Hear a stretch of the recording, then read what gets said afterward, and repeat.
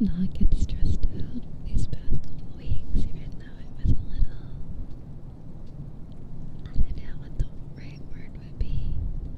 I'm not really great with fixing things, so it was a bit difficult and challenging, I guess is the best way to describe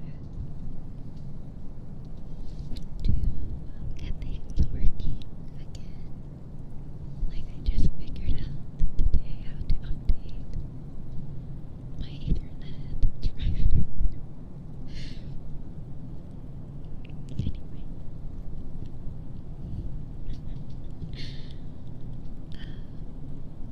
But yeah.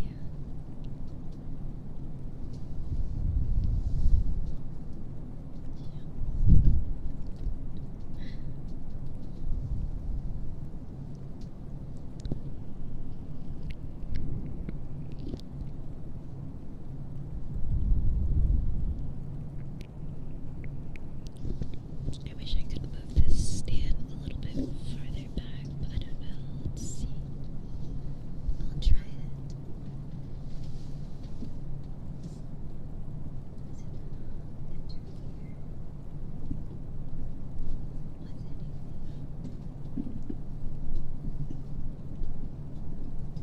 I realize that certain mic stands are very multi-purpose. Very multi-purpose, so I've been making use of its multi-purpose by putting random stuff like my phone and other things on it. But sometimes when you're not using it for a condenser mic, it can get a little too soft.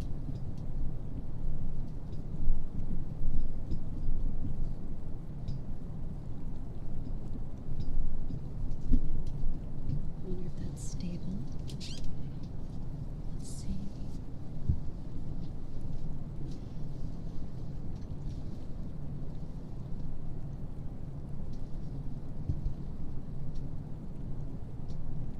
Okay.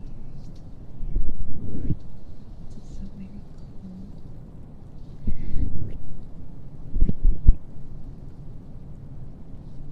Can you guys hear? Did I press it? Oops. Did I press something? Oh, oops, sorry. That was my nails scratching the table, sorry. I didn't realize it would be that loud. There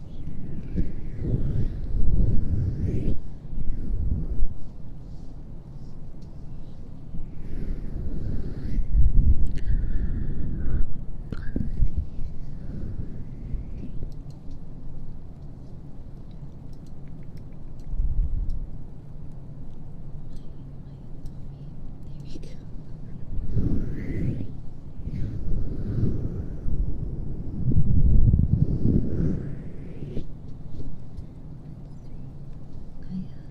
Let me.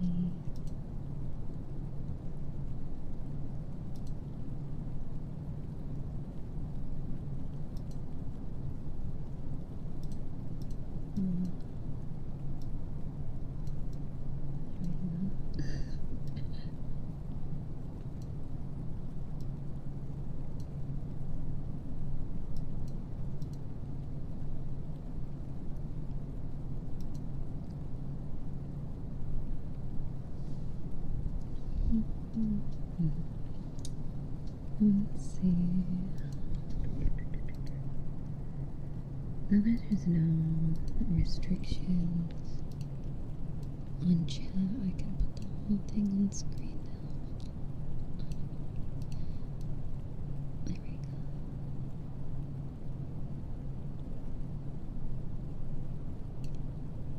Hopefully you can read that. I think it's a good size, right?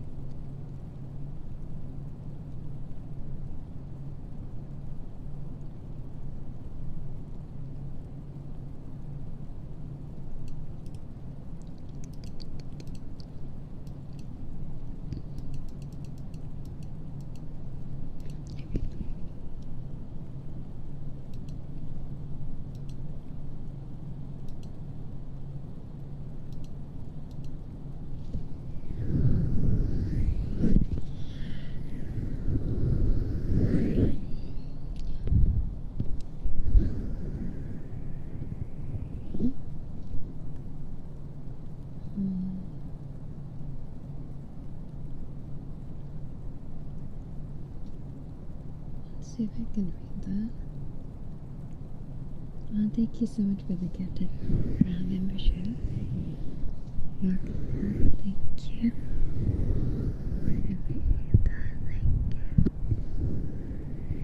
I'm not wearing my glasses right now, but it's okay.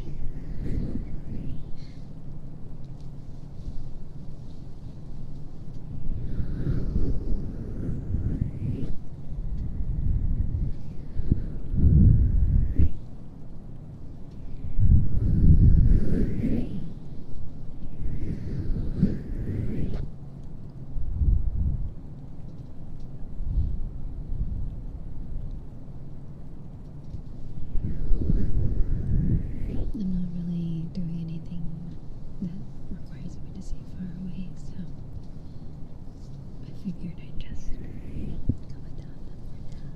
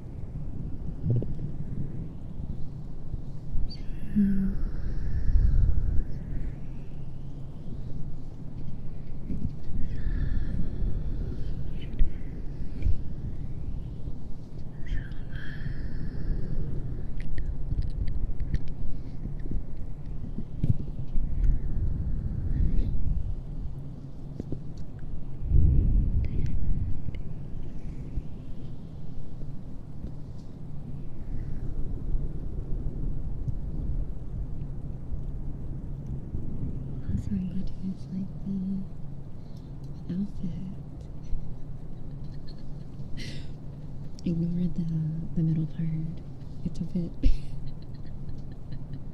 it's definitely a lot bigger than my normal outfit for sure. It's a magical spell, that's all.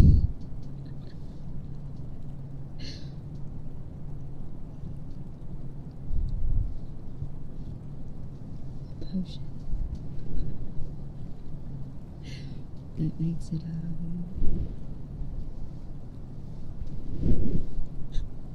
I'm looking for a word to describe it.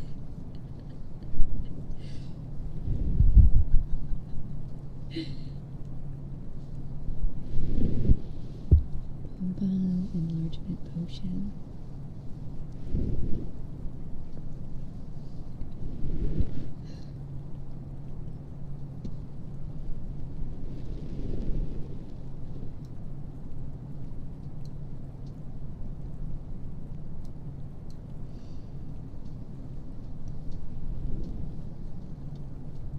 Yeah, it just happens sometimes.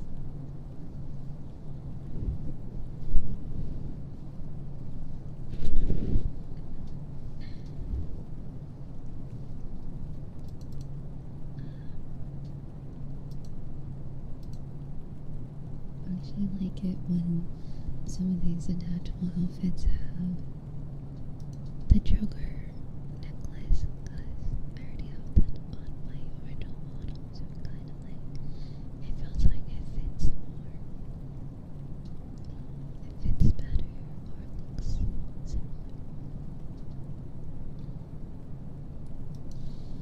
There's different colors, I think. There's pink. There's picking this out.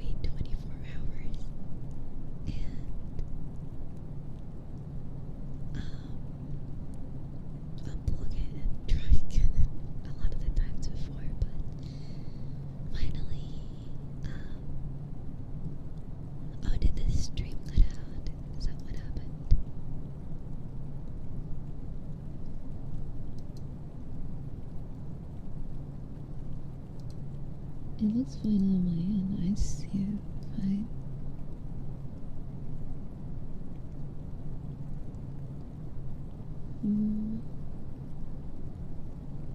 I see it on my screen. Are you on mobile? It might be a little bad on mobile because of the bit rate that I'm using. So sorry about that. I think next stream I'm gonna try different settings. So right now I save this preset as for bad internet days. It's like the bare minimum to start a live stream. Like I think 3000 bit rate, then 720p, and then it's on like what is it called, fast setting, so it doesn't require much, I guess.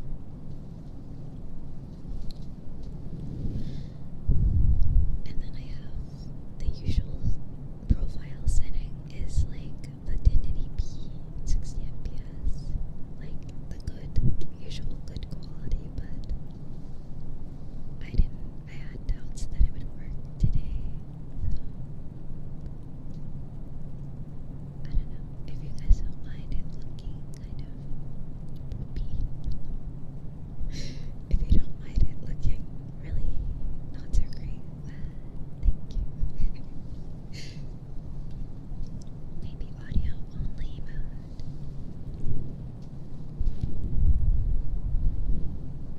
I think nowadays it's like when people use like 6000 bit rate usually. Right, I think that's like the usual. I'm using half of that, so it can hopefully work on my internet.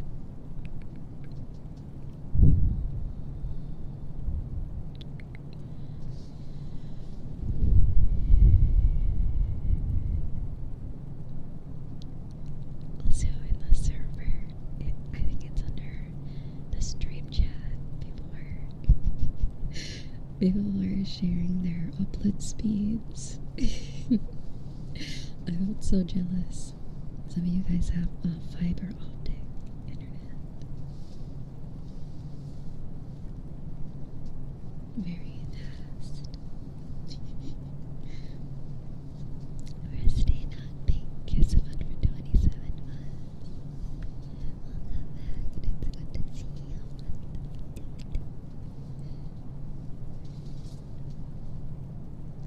Oh, I was like, what is that? I was thinking, what was that sound? But that was the ice melting in my cup.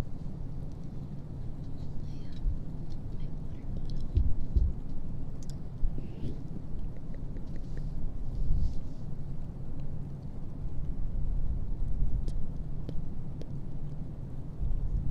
I heard the YouTube has a really good.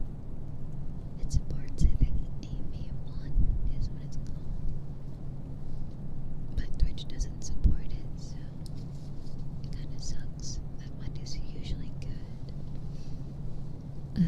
For maybe not the greatest connections. I wonder when Twitch will have something like that.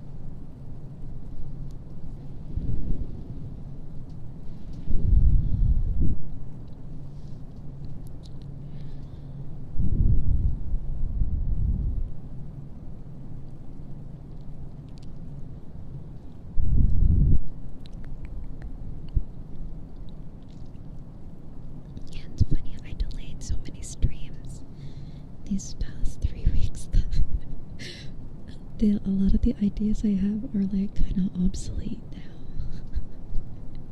So I will pick back up where I left them and have some new ideas.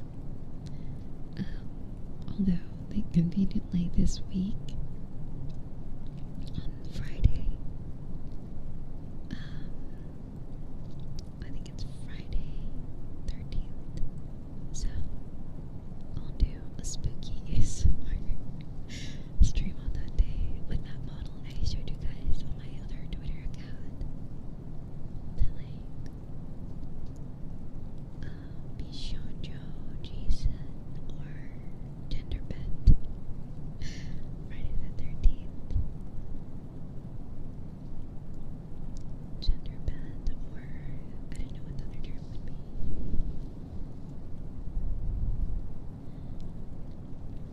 But yeah, it's like very tomboy.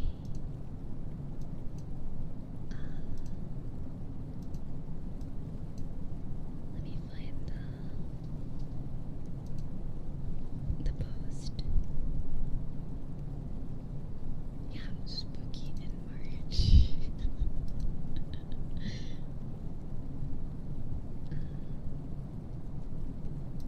Okay, let me send. Okay, I'm gonna send this tweet and then look in the replies to see, like, excuse me. I'll look at the artwork that I based the model off of. Isn't it nice? Wait, is my keyboard on? Okay, there we go. I'll look at the, like, in the replies. I think I posted it in the link. The original link. I wish you could just share images in chat. Oh god, imagine that. Imagine, imagine, being able to share gifs in the chat. That'd be kind of interesting.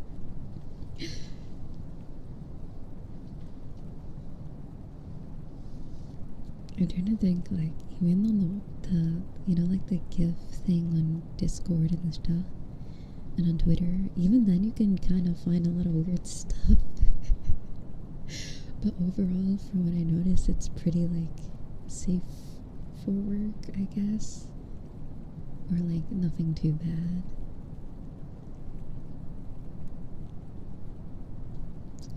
I remember, like, one time I typed in, like, boobs in there in the GIF search, and it was, like, a clip from an anime where the person lifts up their shirt and two, like, loaves of bread fall from their chest. I guess, because I guess they had those underneath their shirt to make it look like boobs. So I was just like, okay, well, I guess that, you know, as you do, yeah.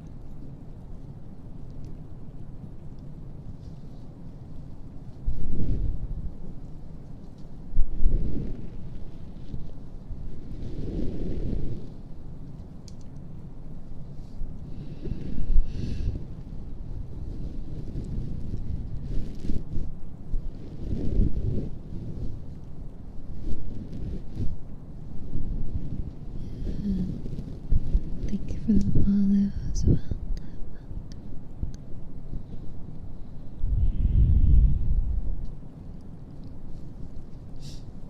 Is it stuffy nose season? I feel like sometimes I get a stuffy nose for this time of year. I like spring, but I definitely don't like all the pollen.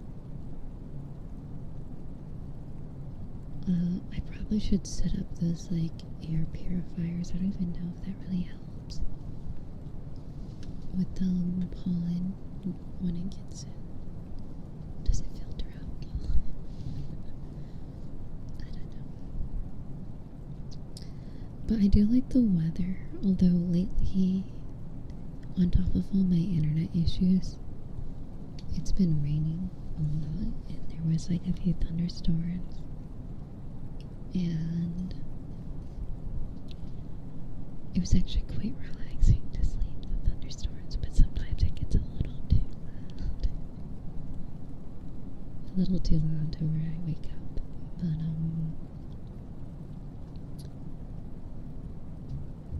yeah, I don't mind spring.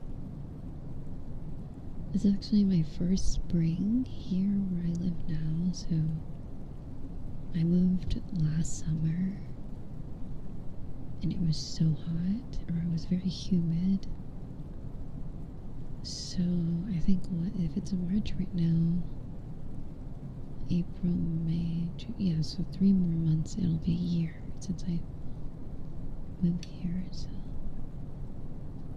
I assume the spring is probably not much different than summer, just probably a lot of rain. Maybe just slightly cooler because of all of that. I don't think I live anywhere where it can get that cold. I think the winter, I think the coldest it got was definitely in January.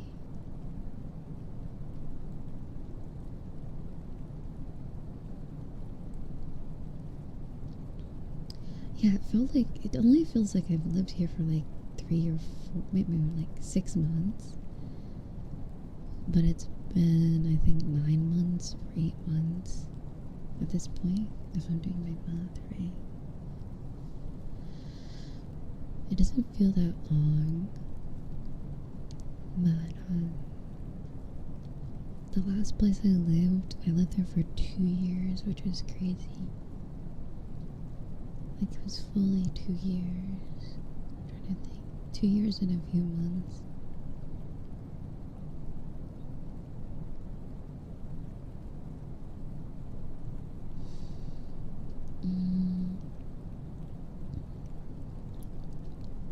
I was trying to think. And then I think this year, oh yeah, in March, I think the 24th. I think that would officially mean I've been living on my own for 3 years. Is that crazy? And I'm still alive. I think that's funny. I mean, not like the living part, but like, that's crazy. Funny in a good way. Yeah. And that's crazy. I don't think, like, if you asked me like 4 or 3 years ago, I don't even know if I thought it would be possible. I definitely have to do a lot of adulting. It's definitely a lot easier to live on my own after living on my own for so long. I feel like the first year or 2 is kind of difficult, and then you get used to it.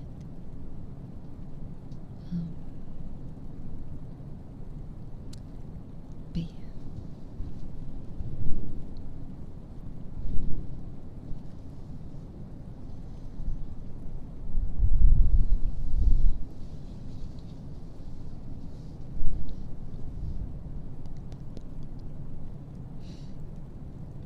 The pollen in the honey is like a little vaccine that induces your body. Okay. Really? Is that a thing?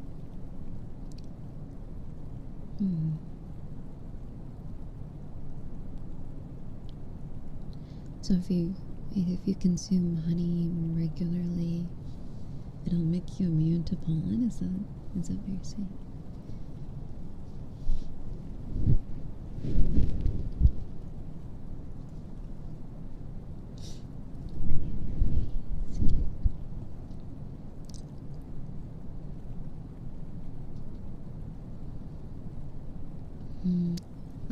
I mean, I would recommend charging your phone, maybe. I know when my phone gets on low battery, I think it like, everything kind of sucks until you plug it in.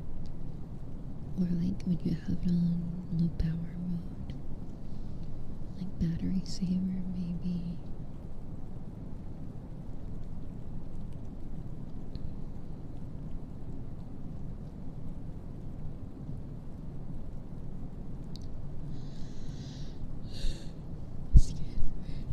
Sorry if I'm yapping too much.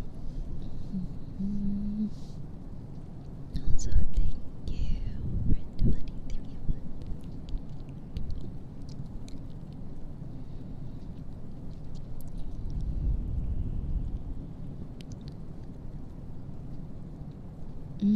see. So I would have to locally get honey. Or like, how would I know it? I wonder if it's like... Wait, you mean like going to like a beehive? Wait, how do you acquire... I'd imagine... I don't know if every area has like a apiary, is that what you call it? For bees and stuff.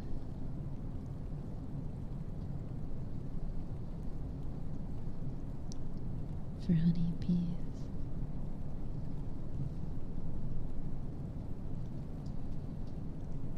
I'm pretty sure a lot of the honey at the store is probably from other places.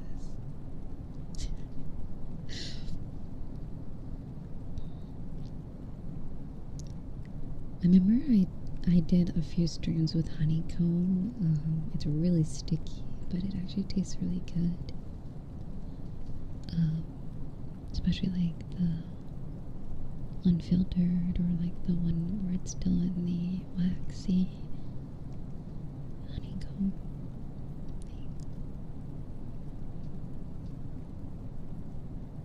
It kind of ends up tasting like gum, like chewing gum. Because of the wax. I mean, I don't think you're supposed to eat the wax. But you have to kind of like chew the honey out and then take it out.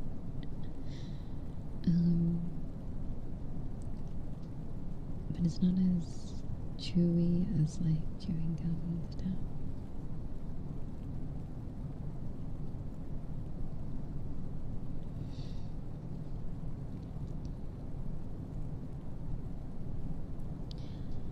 I can't remember the last time I did it. I'd probably would do it again on this better microphone. It'll probably pick up so much more the sounds. Because I think the last time I did it, it was like a year or a while ago. I used to use like a PreSonus, I can't remember, Audio 96 audio interface, and it wasn't really that good. Which is why a lot of my old ASMR is a little bit crunchy and sometimes has like, I think it's called like jittering or like some sort of like, not tearing. I don't know how you call it. Whereas the Scarlet Focusrite one has been better. Although I heard there's like even better ones, but I'm not really sure. Like, I feel like the audio interface market there's just too many, so I end up getting like the most popular one that guarantees a pretty good experience. I imagine Focusrite is probably good for like beginners, and I don't really do music, so I don't think it matters too much for ASMR. But definitely for sure, the Focusrite's better than at least from my experience, the PreSonus audio box one was kind of dirty, kind of bad. And I remember when I got my SR30, I guess it was a bundle, so I got a case and then like a custom, or like I guess their version of audio interface. It also sounded really bad, but I appreciated it because it was like basically free with the order. I'd imagine though, if you plug a guitar or something in it, it works well, but ASMR is very sensitive. I feel like whereas like music with instruments is already you're probably already using some distortion and stuff like that, so it probably goes unnoticed. Whereas ASMR is you can notice a lot of background noise and buzzing.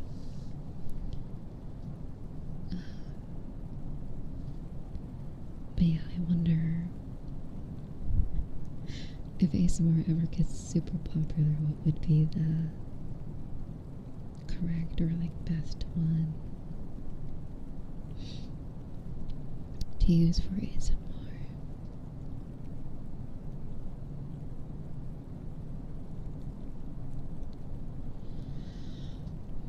Because at least with this SR3D you need something with phantom power.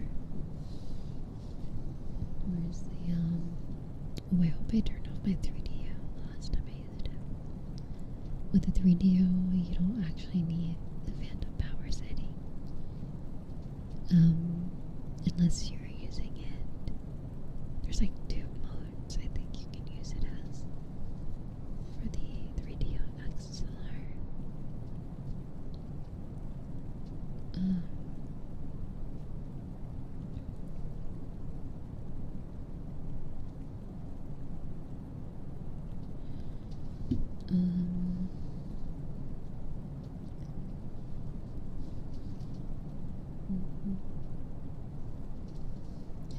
I have, I think when I got my SR3D, I got really good XLR cables. They were a bit pricey, but I remember, I used like the Amazon Basics XLR cables. I feel like the cable almost matters more than the actual audio interface that you use, because I've used like so many different XLR cables for the 3DO and SR3D, and these ones give me the best sound so far. The name kind of rubbed off a little bit. It's like Mogami, I think is the brand. Now that it's like prices are inflated, I always wanted to get the really long ones for when I do VR ASMR. Because when I do VR ASMR, I use Amazon. I use like Amazon XLR cables because they're 15 feet. They're 15 feet long, and I need the range when I'm in VR, but for ASMR, I think this one is only 6 foot, and it's enough to kind of move it around my desk without any issue. And then I have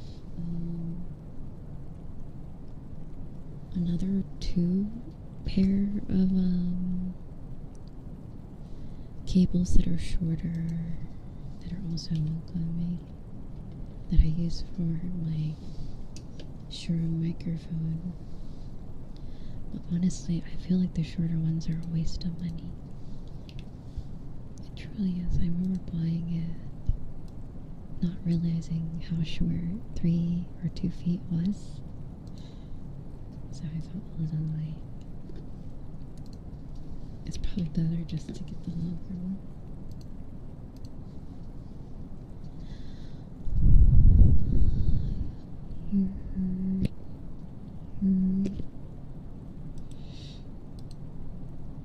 Yeah, the 3 foot, and there is the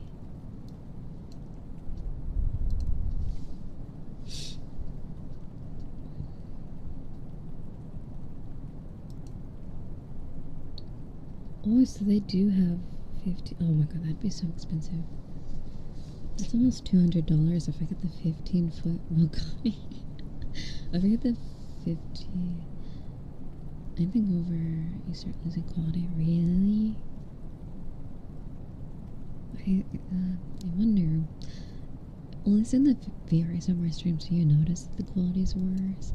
Not the ones that I use my headset mic, because like I think the last like 10, all the VR ASMRs after the Yadari Zone 01, I've been using a headset mic. So I wonder if anyone's noticed before then, if there was anything worse. at least when I listen back, it sounds pretty okay. 10 foot. Maybe what I could do is get a shorter cable but a longer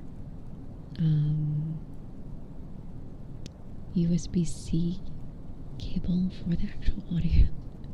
If you think about it, I make the audio interface cable longer so I can put it like further out and then plug them in, and then the audio interface will probably be close by, if that makes sense. So instead of getting longer XLR cables, I just get a longer cable for the actual device, so it's closer. But I tend to like keep everything on my desk, and then I get things I can reach out into my bedroom.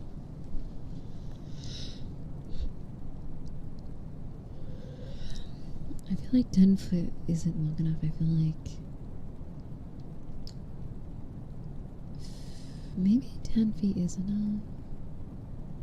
Okay, so this is 6. Yeah, I feel like 15 feet is perfect. It's enough room to like not feel like you're gonna like pull it and like drag anything. It gives you enough extra,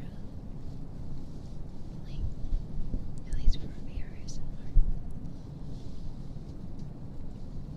But anyway, sorry, I'm rambling.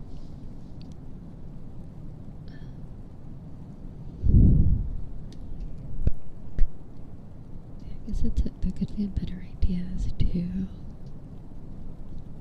Make sure the audio interface cable is longer, and then do it like that.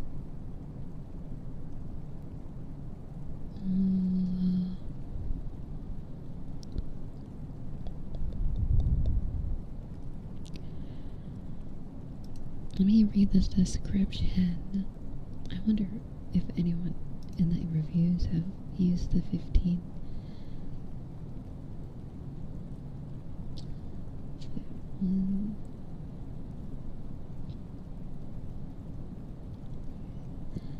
This one.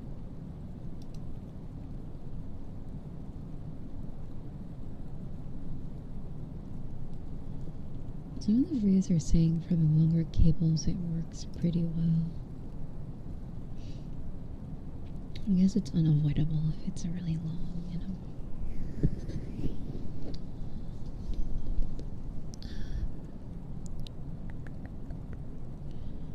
I think did I set it up? I think I've set up face tracking on my 3D model, the one I use at my 3D debut, so at some point I'll show you guys that.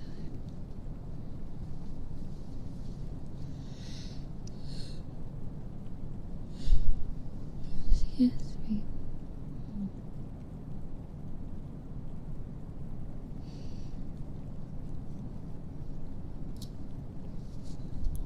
For anyone that enjoys Pokemon, is anyone excited for the announcements recently for the next 2 Pokemon games? I can't remember what it was called. Pokemon Wind and Water or something? Pokemon something.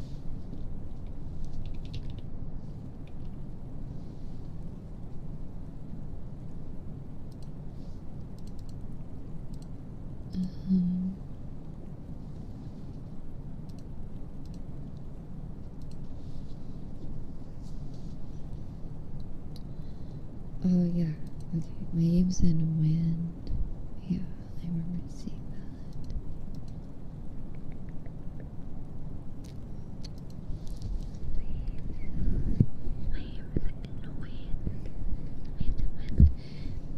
that. So I'll give you a little lore. At least I've played like, I feel like in the 2010s I played a few of the Pokemon games. I definitely, at least back in the Game Boy Advance days, I played most of those. like Fire Red, Emerald, some of the other ones I can't remember. And then I remember in 2022 I bought a OLED Switch, and I also bought Scarlet and Violet. Pokemon Scarlet and Violet, and oh my god, I literally bought the console to play it because I thought it looked so cool. That was so sad. And the only reason why I felt like it wasn't a waste is I think someone got me a Sonic Frontiers. That game's really good. And then I believe Persona 3 Portable, Persona 5, and then Persona 4 Golden is also on the Switch. And then I think in last year they released Xenoblade Chronicles X, which is one of my favorite games. So now I feel like after waiting 3 years and already the Switch 2 is out, that I feel like it was worth getting the OLED Switch. I don't know if I'll get the Switch 2 ever. I just don't know if I really play,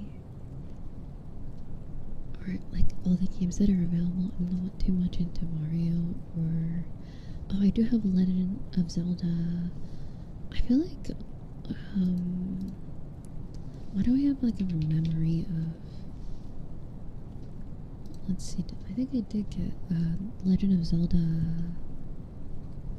the full game, Breath of the Wild on Throne, and then Sonic Frontiers. So yeah, I have Breath of the Wild. I don't think I have Tears of the Kingdom. That's also a really good one. I'm trying to think of what else I have. There's Fortnite. I think I played one game of Fortnite on the Switch and decided to uninstall it.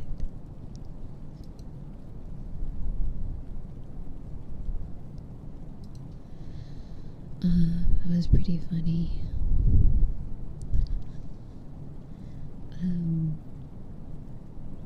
There's this game called like Chef Battle Brigade, I think. There's a few really good indie games on there. I don't think I've ever gotten into Animal Crossing.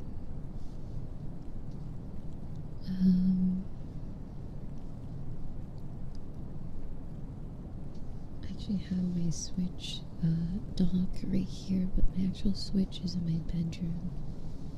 I could probably look at what games I have, but I have a feeling that when the games do come out, they're only gonna release it for the Switch too, right? Pokemon Wind and Waves. That'll be kind of sad, though. That would probably mean I would have to get a new console for that.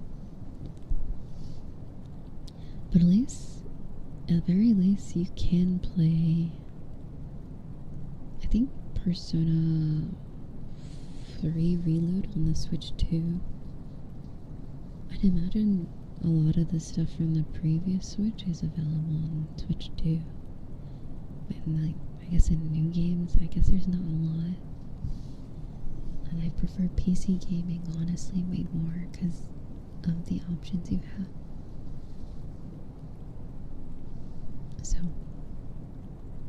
I think I only get stuff Nintendo related because they do a lot of exclusives that I feel like PlayStation and Xbox have kind of loosened up on exclusives, or like eventually release it. And Sega, at least, they release most of their games on PC, I think. As far as I can tell. There hasn't really been many that they haven't. I'm pretty sure I even have Bayonetta. They don't have Bayonetta 2 on Steam for some reason though.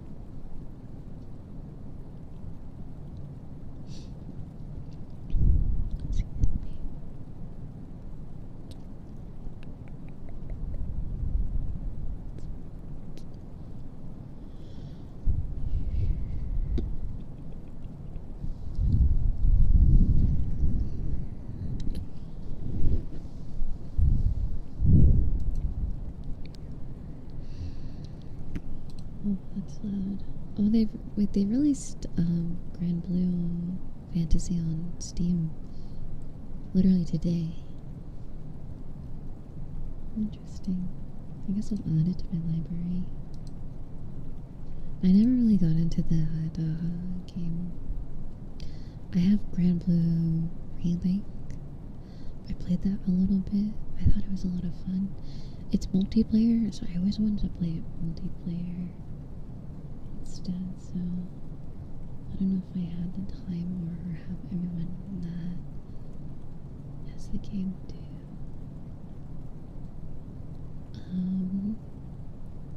I feel like there was something I got recently.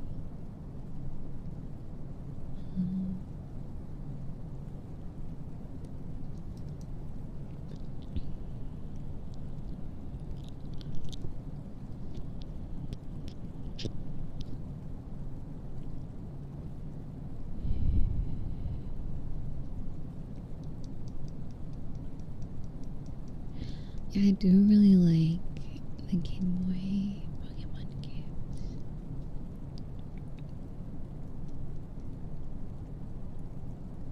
Oh, it's getting a DLC. Oh, I know. Okay, so I got. Okay, I remember now. How do I see this? Okay, so recently I got a game called Armored Core 6. Is it 6? I think that's 6. And then I got a game called, I think it's a visual novel called Until Then. And then I got Bayonetta. I think that's what I have recently. They're not like new games or anything,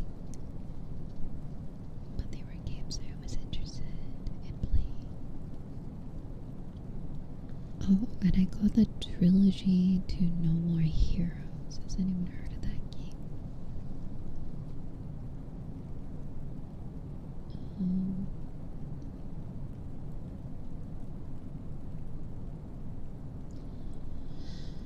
At some point I'll play it on my gaming channel.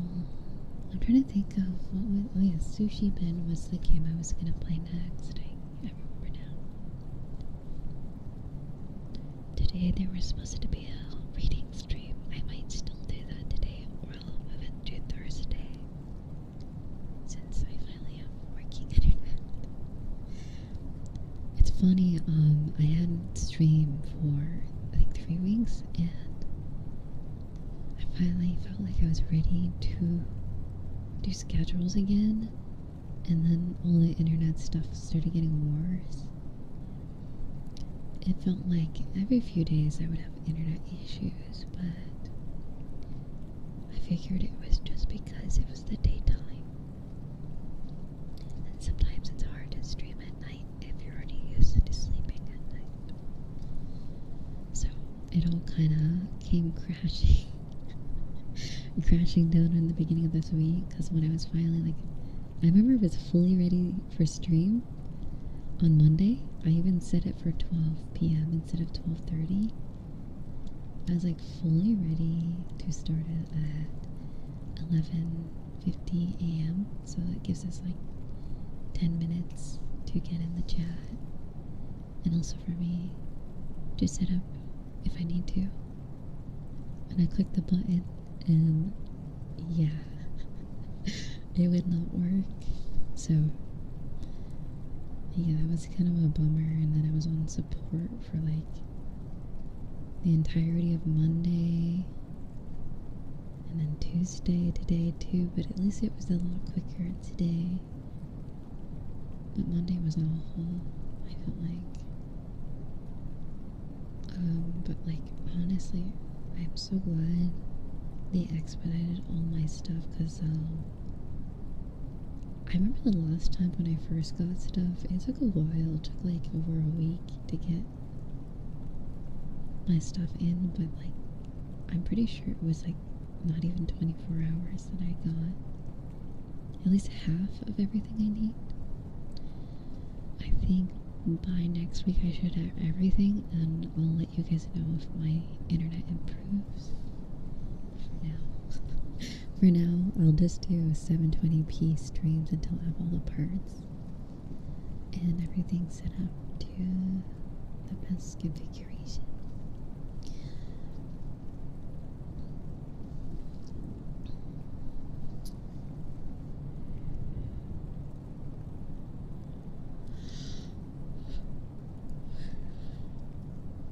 Yeah, it was, I'm actually surprised it took this long I'm surprised that the setup I had before worked for so long. I feel like I should have complained sooner. I should have complained sooner, like last year, honestly. Over support. I wish I had all this stuff sooner, but we're here now. So, yeah, because I feel like the quality I was getting for the price I was paying was definitely not worth it. But if it can be functional and consistent, then I think it is worth it, since there's not really many internet providers.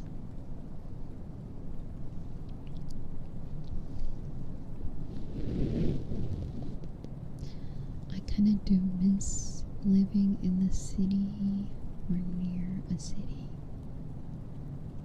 or major city. I kind of do miss it in some ways, but the suburbs aren't so bad, you know, or maybe more rural suburbs is kind of more accurate.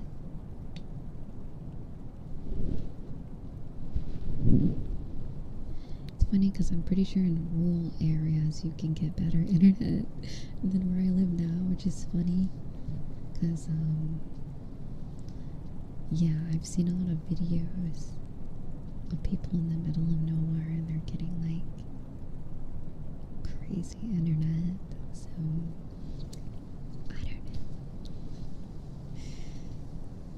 I don't know if I'll stay here forever, but it's what it is.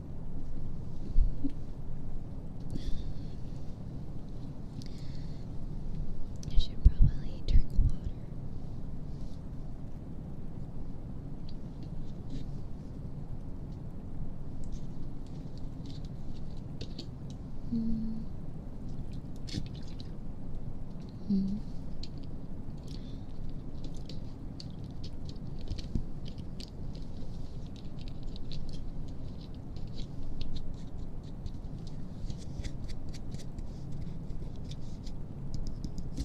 Everything can be ASMR.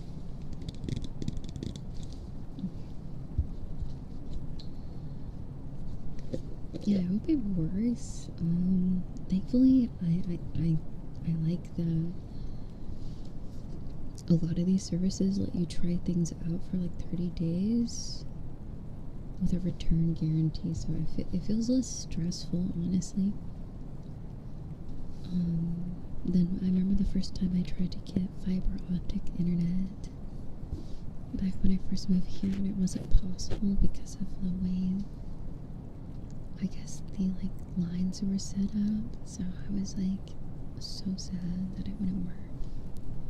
So I had to return everything, but it was such a hassle to get that internet service provider to leave me alone. Because they wouldn't understand that it's not possible to set it up.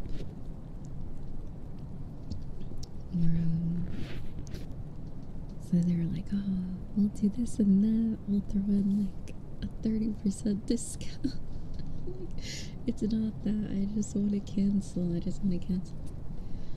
like, we'll give you the best. I feel like they're really selling it. So I was like, no. And I remember it took like half a month, and then finally I got all that stuff and sent it back.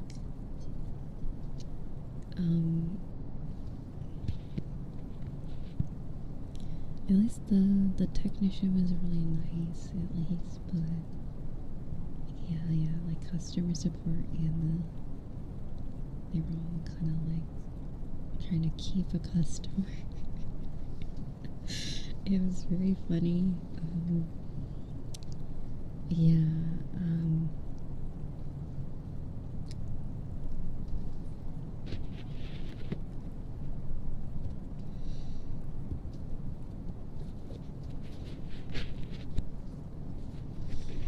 Definitely for me, I'm looking for something that can give me like good upload. I really don't care too much about how much download I get. I feel like upload is definitely the priority. Because streaming requires an upload, at least a bit of it. But there will be times where my download's really fast, so I guess that's nice for just browsing and gaming. And I think the next time I do a VR history, I'll play the fishing game on VR chat for you guys. I'll show you some of the little Easter eggs or mysteries in the game. Apparently there's like quests and stuff.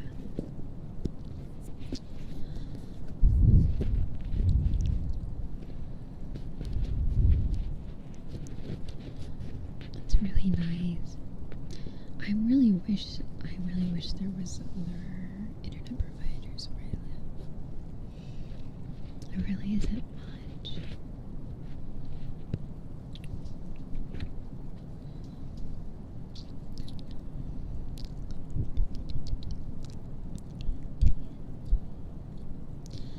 I think that's the internet service provider I had before I moved, I'm pretty sure. And that worked great. I think there was like only a few times the internet was not the greatest, is when there was like a power outage and I don't think the stuff got to turn off properly. And a lot of my internet issues were usually not my own internet but connecting to Twitch. There's sometimes, especially last year, there was a lot of times where Twitch would not be working for a lot of people.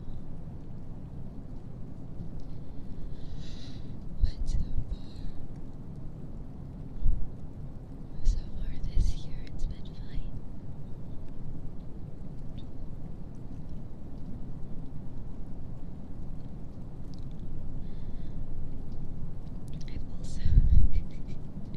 I've also still given up on TikTok Live. Remember, I used to do those. I used to do those back at in like the fall of 2024 up until like around this time last year.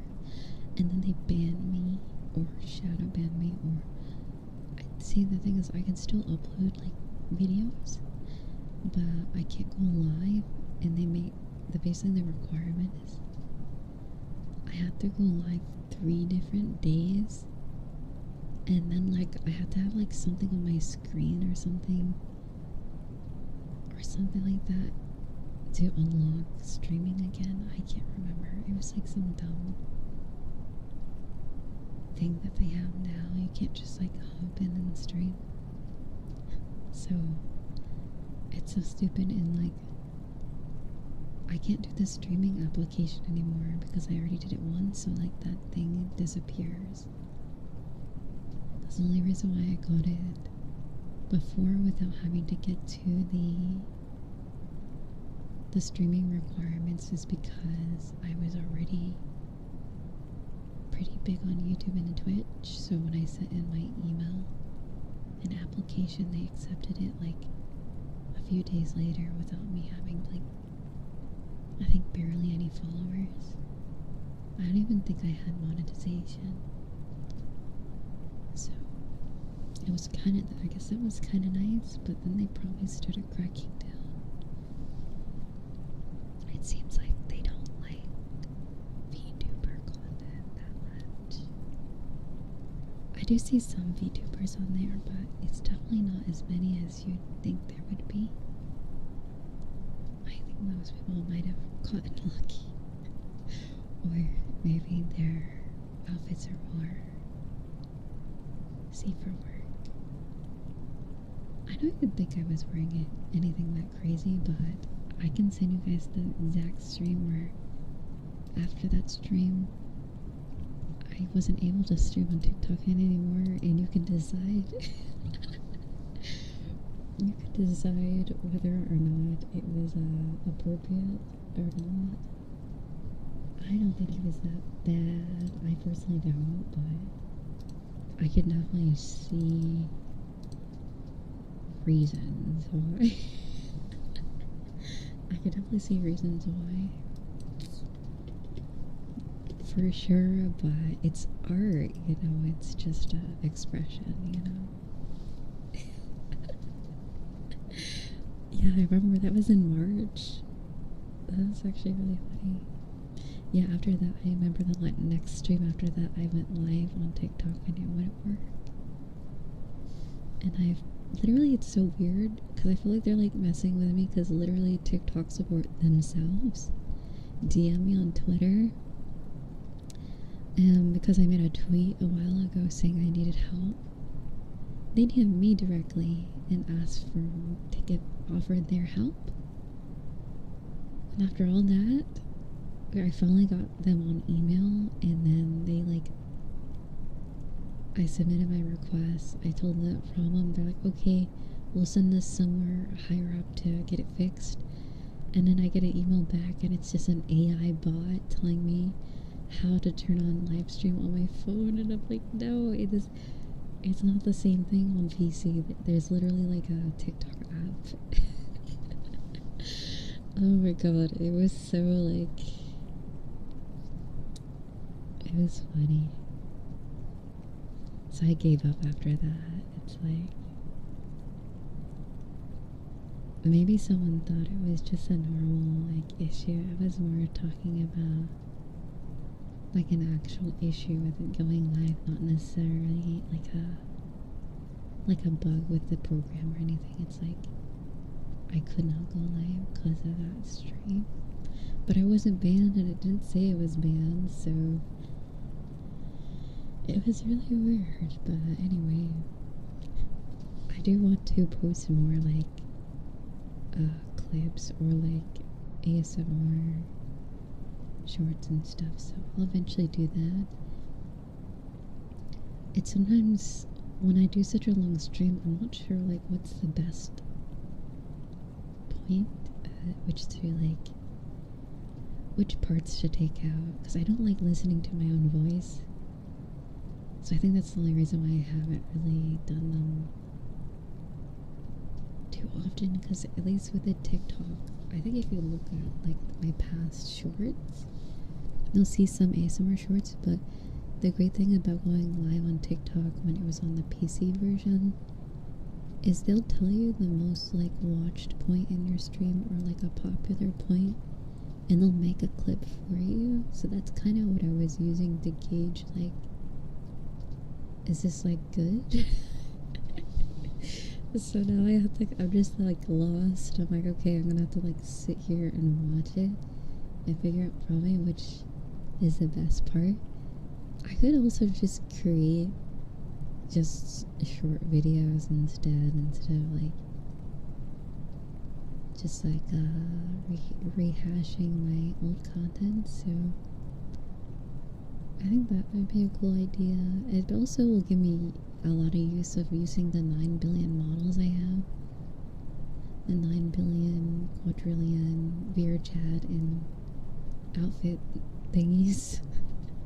Because I feel like I don't use it every stream, so it definitely will give me a lot of ideas for like,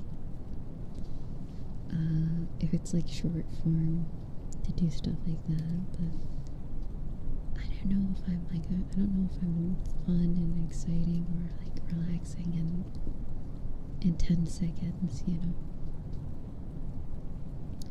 So that's why I've kind of just been doing what I always have, which is live streams and the occasional video upload. I do want to do more video uploads. I just wonder, maybe one day if I can get proper soundproofing, but it's kind of hard if you can't modify your place too much. I mean, I can bring furniture and stuff, but there's only so much you can modify when you're renting. I feel like some renting place, like apartments, let you have way more freedom, or certain landlords let you just do whatever, but I don't think that's the case for every place.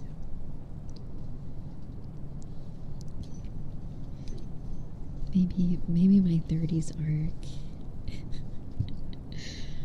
When I hit my 30s, maybe I'll be in a place where I can have more freedom to change things in my residence. But for now, it's definitely a lot cheaper to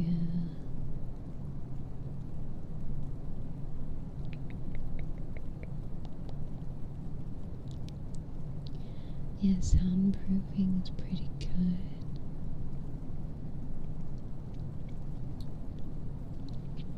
I know that some people do like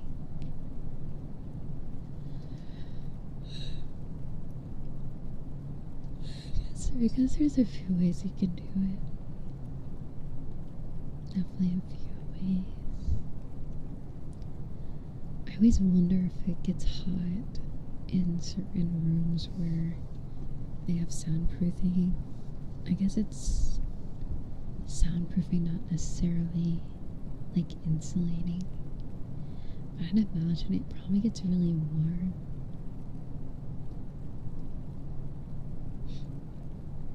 I guess depending on what I have it set up.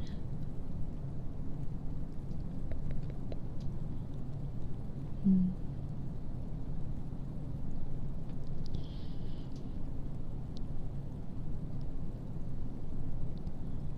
9 billion.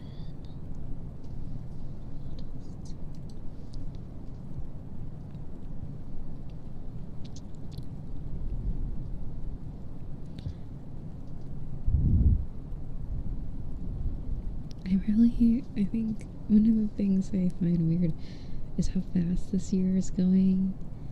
I'm not sure if I'm feeling happy or like weird about it.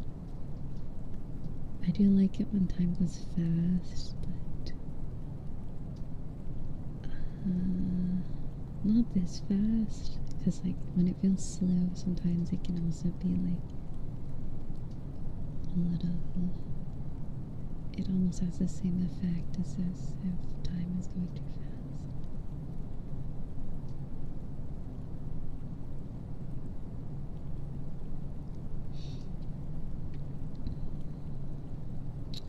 You know, remember, I think it was like in the summer of last year, I did like 5 a.m. streams on my other channel for a bit. Like, it was a good like 4 or 3 streams. And I remember I had really no issue with internet, so maybe I am just destined to be a nighttime streamer again. Because I used to stream at that hour. I think last year is when I started streaming towards like 12. And I think I used to start at 10 a.m. a long time ago. I thought that was also good, but I also I was in a completely different place. At least with the internet I have now, it definitely works really good at night. But it's so funny because I can immediately tell when it starts going downhill is around kind of like, I would say, really around 12, really. It's like almost at like noon all the way until maybe like 10 p.m. at night is really where the internet really sucks. And then like once the nighttime happens, it's pretty good. It's almost like way too good. So I'd imagine it's very congested where I live. There's a lot of users around this area, which makes sense because there's really only like 2 or 3 providers you can get. So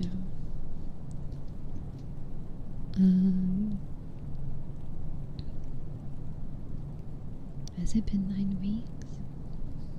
Really? It's been 9 weeks? Oh, wait, you're kind of right. Each month has like 4 weeks, sort of. And we're on to like the 2nd week of March. So yeah, 9? Almost 10 weeks.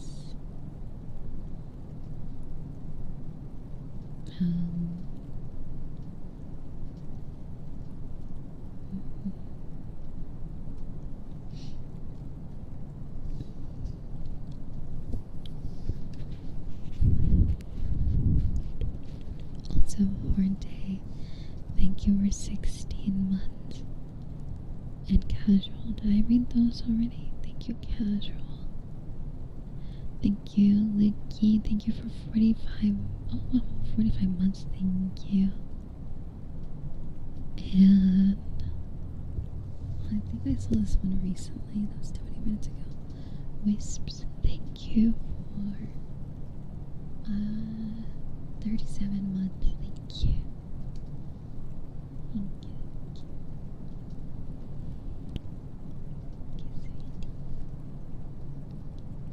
Oh yeah, a quarter of the year is almost passed already.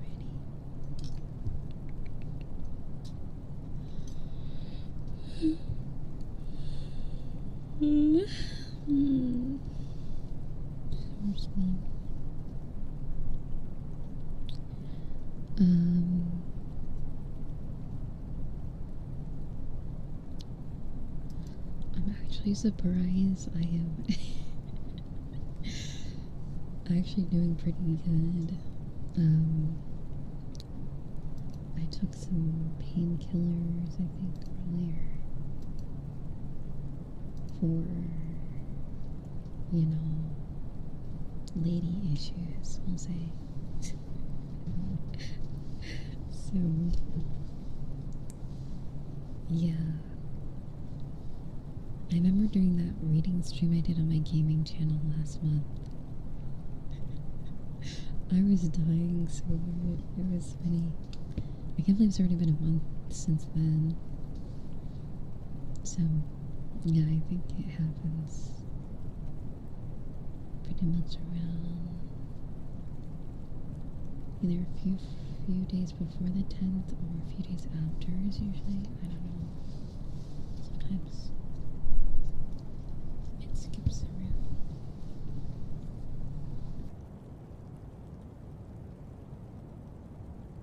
Oh, I hit the mute button. I thought I unplugged my XR cable. Sometimes I lose my mind. But it's funny, I actually remain very calm recently. I think there's just less stress.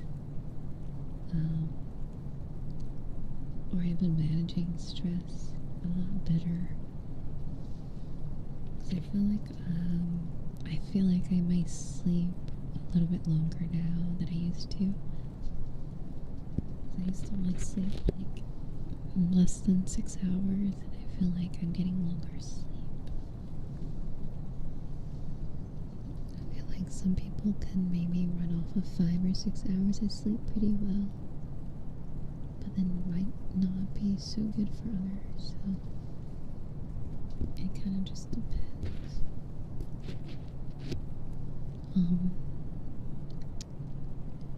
But yeah. Unsurprisingly, like, I usually get really, like, okay, maybe not crazy, but I usually get kind of sad and depressed, but I think I felt it more towards last week, or maybe this weekend than I did this right now, so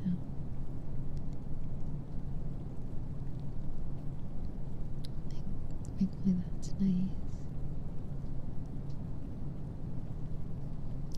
Very, like, yeah. I think also, I think at some point, I think I was talking about this on my other channel, I think at some point I got the right dosage of iron, zinc, and a few other things down.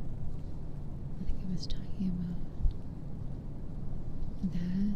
It's so important to make sure you're getting proper minerals and stuff, especially if you have any deficiencies. I feel like it has made so much of a difference. I think I made the change when the beginning of last month. I think it was like life-changing because it hadn't been in a few years since I really got like the proper stuff, so it's definitely important to do that.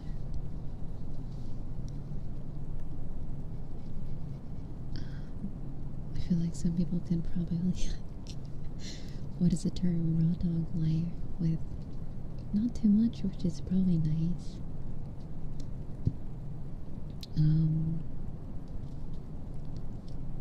But yeah.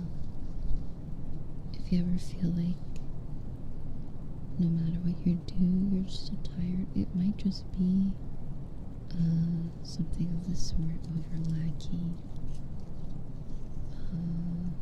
certain minerals, I guess is what you would call it. Especially the proper amount of, I believe, vitamin D, especially if you don't get sunlight. That's also a really big way to help your mood.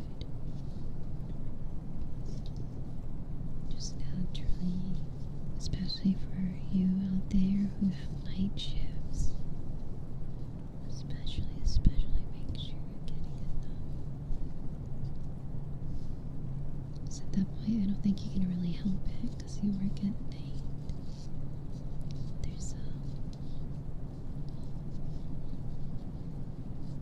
certain ways just to get vitamin D. Your body.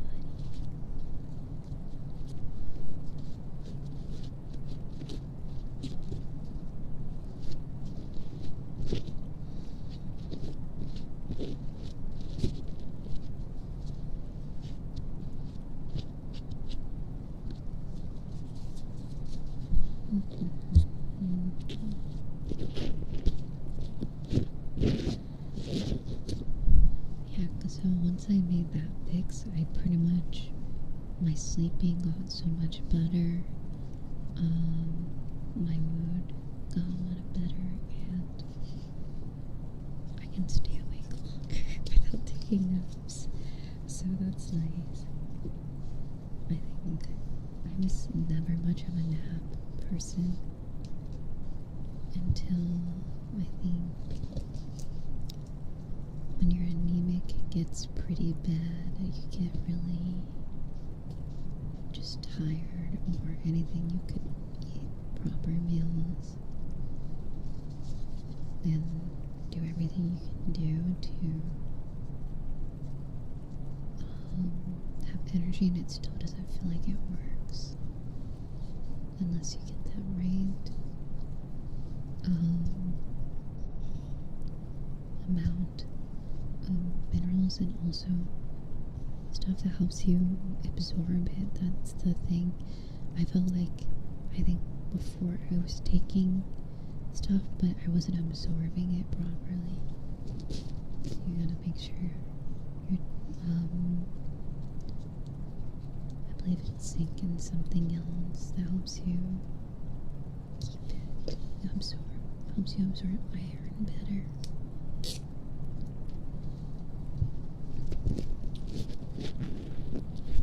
And vitamin C as well. I believe vitamin C too can help you.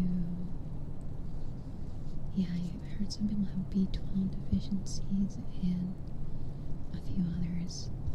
So yeah, sometimes you can't just take the iron or the B12. You gotta take like other things with it to help you absorb it. And a lot of times, usually if you have a deficiency, it'll give you more of it. Because I don't think, even if I don't think your body absorbs everything necessarily, but it gives you enough that the amount that your body absorbs is usually a good amount for the day, essentially. I guess that makes sense. Because I feel like a lot of certain vitamins or supplements will say, oh, it has this amount of a daily value, but it might not. You might not actually retain it all. Sense of days, wow, really?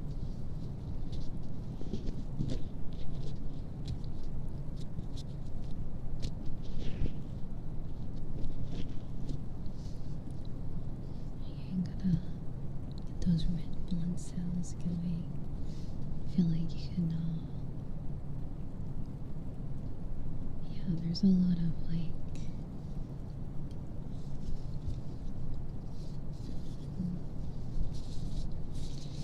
I guess symptoms you wouldn't think about.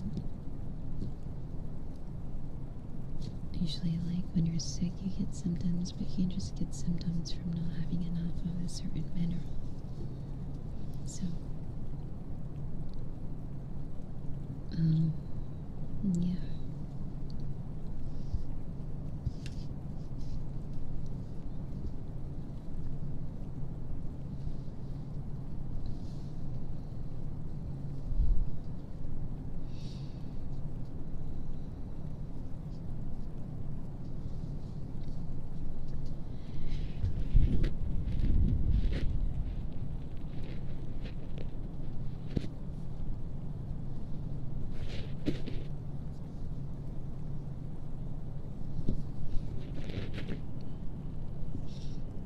It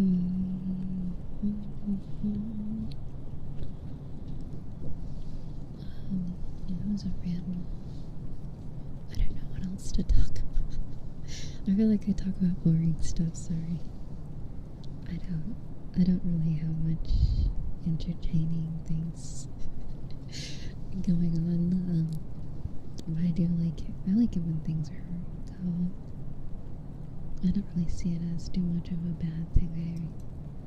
I feel like if you had a very like chaotic life, I think you can appreciate the times where it gets really calm as well. Not saying that others don't appreciate it. But yeah, I feel like especially for those who've had many years of like non-stop,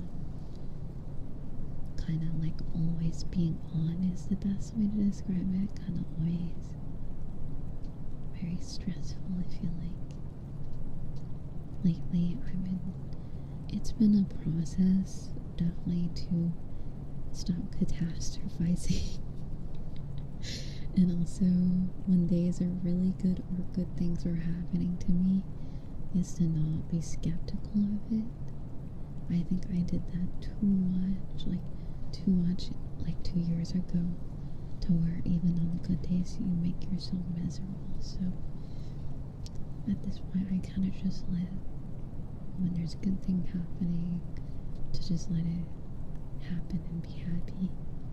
And when there's bad things, kind of like experience your emotions. Because you allow yourself to feel the bad ones too, but also allow yourself to feel the good ones too. Sorry if I sound like one of those like self-help people.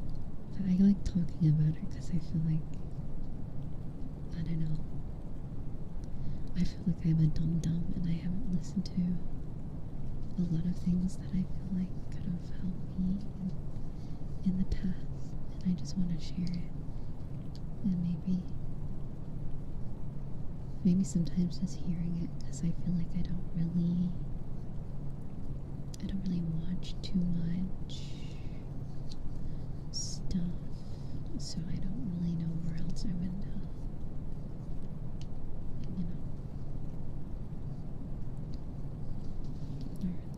but how do I say, to share the things you've learned is nice, I feel. And you guys always help me with stuff, especially when I'm having tech issues. You guys give me great advice, so I appreciate that.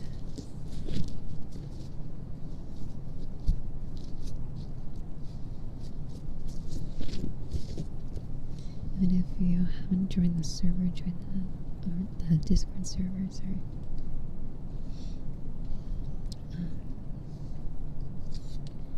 Join the Discord server.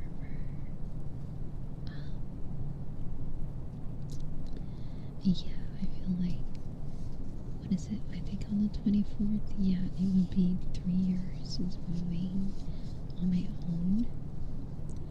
I feel like a lot of it was kind of catching up on like a lot, because I felt like I had a very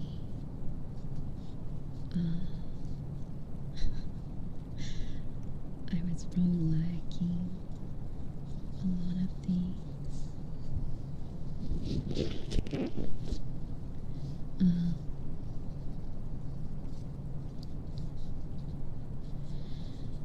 But yeah.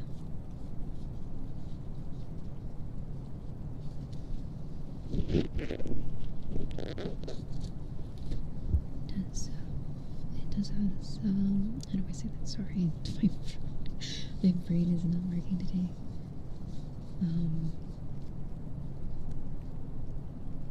Yeah, it does sometimes feel like I'm like catching up. I guess, I don't know what I'm catching up to, but like, I guess there's always a feeling that you might not be exactly where you feel like you should be. I feel like that's also another thing.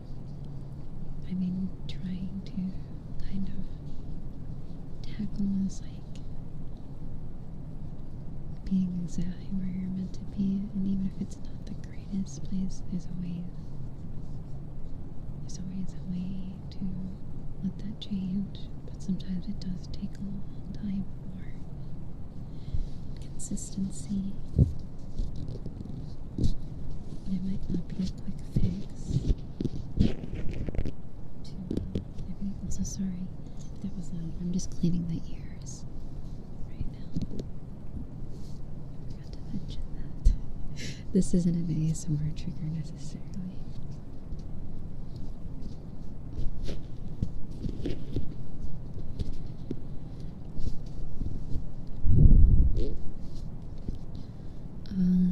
But yeah,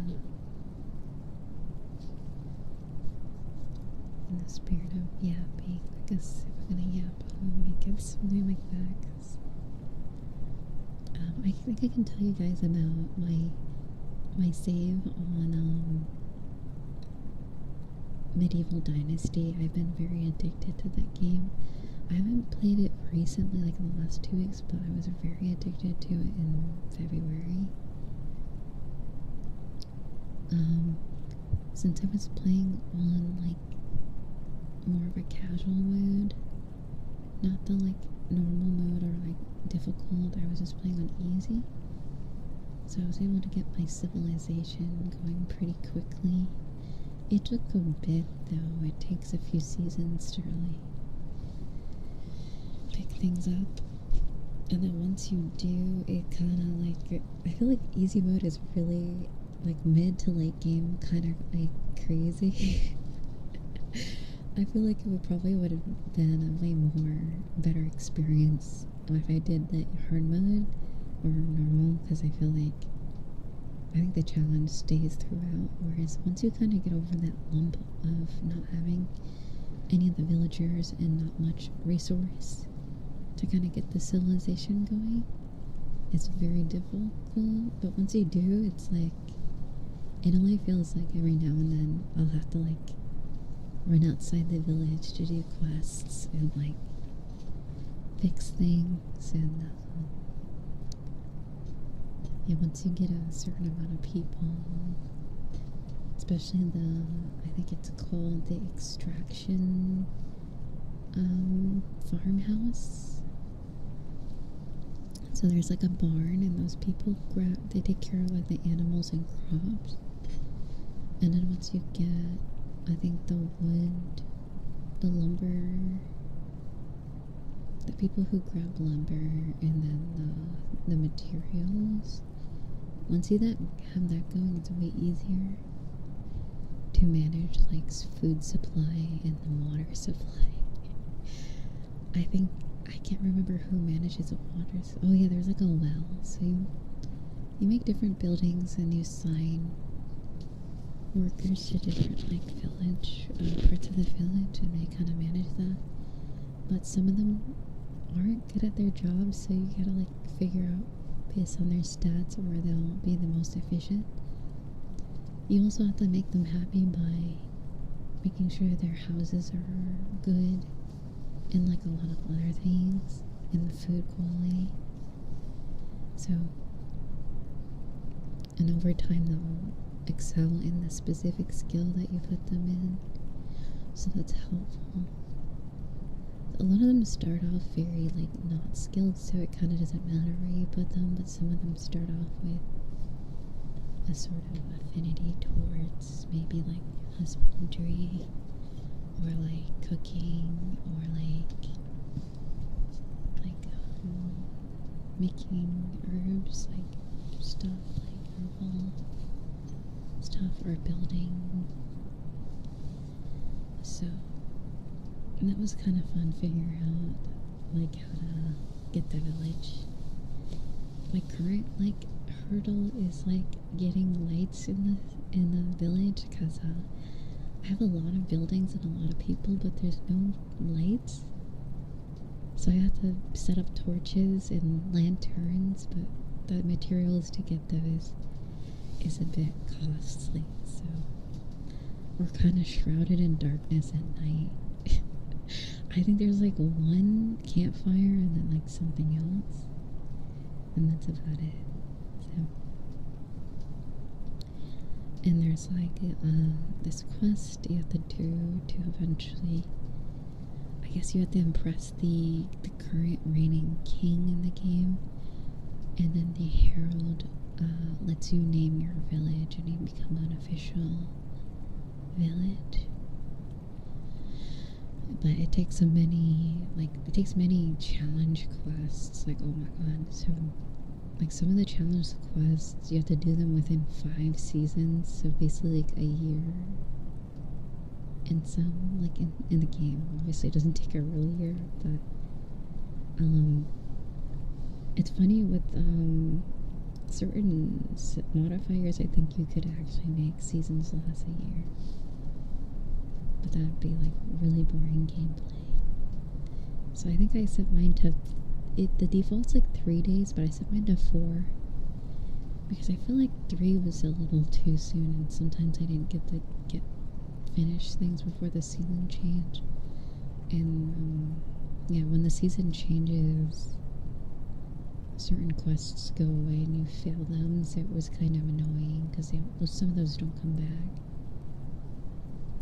So giving yourself enough time lets you complete them, but without the season feeling like it's lasting forever. And the whole crop system is really cool. I think there's like fields and then orchids, or is it orchards? So orchards is like you pay land. Okay, so you plant like fruit trees, I believe is what it is. Sorry, I'm getting sleepy, guys. And then the fields are where you plant like pretty much everything else other than trees. So I think that makes sense. I think orchards are like for trees and stuff. So yeah, so you put like I can't remember what it was called. There's like the barn, which is like you can assign like I think 6 workers, whereas then the other one is really small. It's like a small little shack that you put near the field or the orchard, and it has about like 3 workers, and they manage that. They have to supply them with the tools and stuff. So I think that was like the hardest thing, is like making all these buildings and then having to go around and put all the tools to make sure they have all the tools. And also when you make like a new village house, you gotta make sure you put like food and also water supply in their inventory, or else until they figure out how to get it on their own. And then there was something else. Oh, the tavern, right? The tavern's pretty cool. The tavern is where you make like the ale and different wines and stuff. It definitely boosts the mood of a lot of the villagers. And it's way easier to accept the king's quests through the tavern, because the herald, there's like a chance, I think like a 25% chance the herald will show up in your village every season. So yeah, having a tavern really helps, so you don't have to like ride or like walk into town that's like miles away from your village. You can just do it at where you are. If he ends up there, and then you can accept the king's quests and stuff.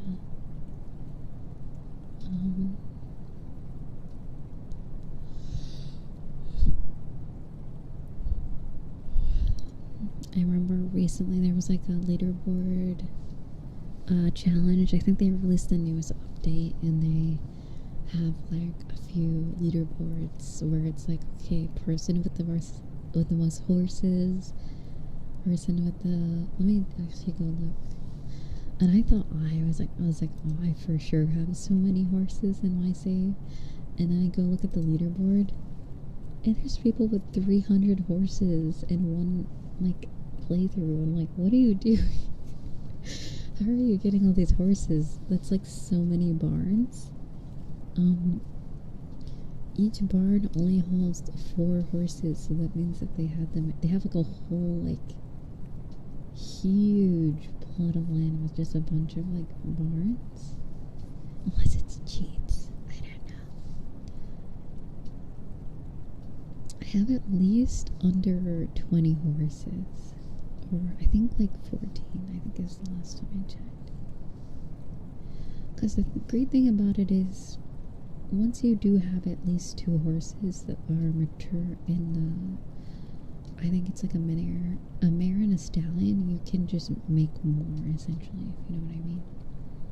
So, but the first purchase is such a hurdle, because they're like 4,000 coin. They're so expensive. So once you get 2, I think what I did is I bought the 2 baby horses. I waited a few seasons, and then it was cheaper to buy the smaller horse. The smaller horses. You just have to kind of wait like 2 years. So yeah, it's like, I'd imagine maybe if someone actually did get 300, what they did is started off with with a few, I don't know, like, that takes it takes a few seasons to, it takes a few seasons of doing that. No, I'm not a farmer. I'm talking about a game called Medieval Dynasty. Yeah, this is the game. One moment. Oh, right, yeah, they've reached 3 million players recently.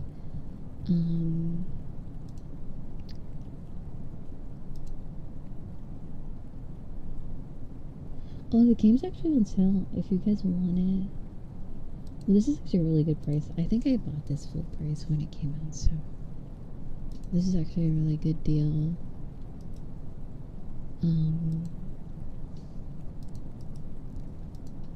It's really fun. I think the gameplay, it has, I feel like survival too, because the winters are, it's like, it's funny, the game loop, at least for me at the moment, at least like back before it was more established with my village, the winters would set you back sometimes. It was so difficult to get through the winters. And then once the winter ends, it's super, I feel like the spring and summer get to really like take advantage of that. And then the autumn, you can do some stuff. And then the winter time, it's really hard to do anything. Unless you have the proper like clothing and stuff.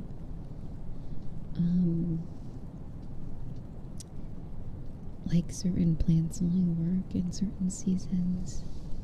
So you have to do that.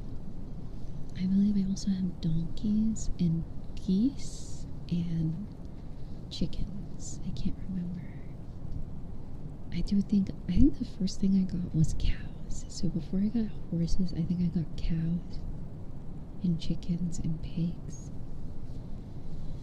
I think that's what it was. I can't remember. I think there's a few. Oh yeah, there's sheep, and then what's the other type of goats? I think. You can make like goat milk and stuff, so they would provide you with like wool and milk. And then the cows give you milk. The chickens give you eggs. I think the pigs give you the manure to use on your crops. Also, yeah, the pigs and the horses are really important. If you're more of like if you're doing a lot of more of the orchard and field stuff, because they'll give you the ingredients to make fertilizer a lot faster. So it kind of circulates pretty well. If you have animals, the animals will feed off the crops because they do need animal feed, but they also give back stuff to use on the crops. The crops will feed the villagers will go get resources. So it kind of goes in like a cycle. It's pretty nice. Or like a simulation game.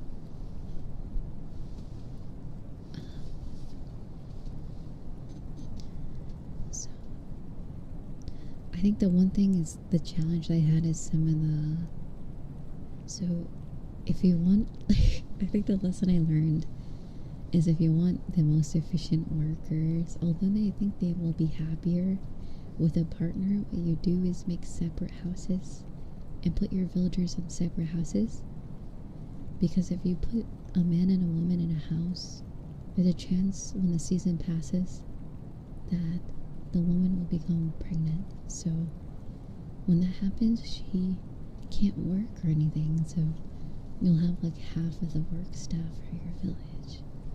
So I guess if you're ready to like take on more villagers that pretty much won't be able to work for the longest time, and also the baby that is born won't be able to work for the longest time. Essentially, you have to like, when your villagers have babies, it's basically like a sacrifice, because it's like for a few seasons they won't really be able to do anything.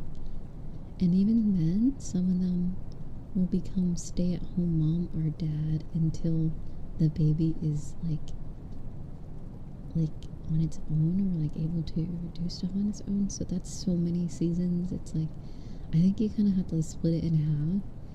Is hire the very skilled villagers for work, and then maybe the villagers that don't have too many skills, you just put them towards like the well and the fishing, and then have them live together so they can make more of the population. So that's kind of what I've been doing. So I have like designated working population, and then the rest can kind of just go about the normal whatever they end up doing, like having children and stuff. I think in the long run it actually is worth it, but like at least at first it was like so abrupt, because I was like, where is everyone? And then all of a sudden you can see the status that they can't work, and I'm like, oh my gosh, that's all I have. And I didn't have enough reputation to hire any more villagers, so yeah, it's definitely like a mid or late game endeavor. And maybe just like 2 households to put them, because I was trying to put like save on space. I was like, hey, if I just make 2 houses, I should have thought about it, because I remember when I first started playing, I thought it was weird that you couldn't put 2 men in a house. I was like, why can't you put 2 men in a house? If I just put like all of them in one house, I would have saved space. But for some reason you can only put a man and a woman in a house. I was like, okay, I'll do that. And then 2 seasons later, one of them is pregnant, so I was like, oh, okay, well, now I have half my staff, so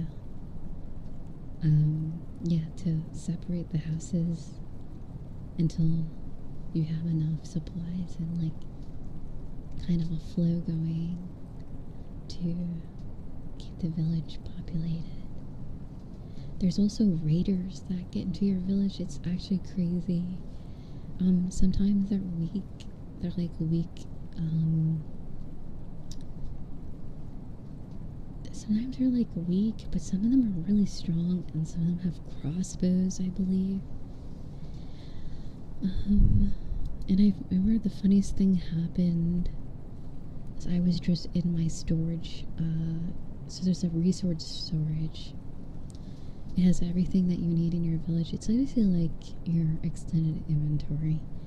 But the thing about that is that you can access it anywhere in the village. You don't have to like keep going back and forth.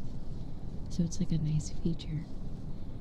But I remember I was just gathering stuff from my resource storage, and then I just saw like a dude fly into the house and die. Like they flew into the resource storage and died right at the doorstep. And I was like, what the hell? And I realized that I assigned certain villagers to be hunters. And I believe the hunters, they don't, not only do they kill animals, I think they do fight off raiders.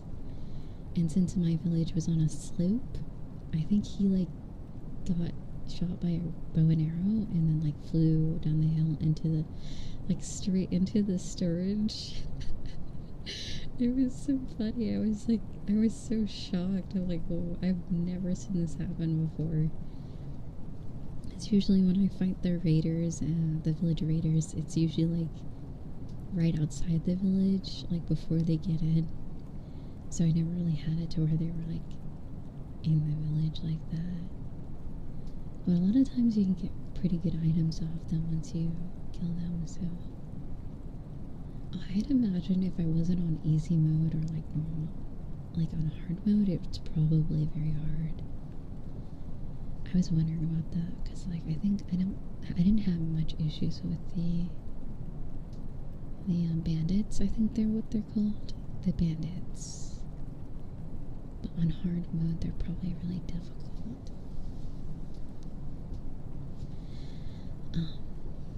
Wolves and bears will also kill your horse, so you have to like be careful.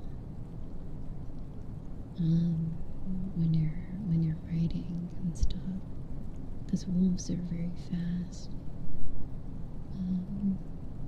So yeah, I remember one of my horses got eaten or injured while I was riding to a different town.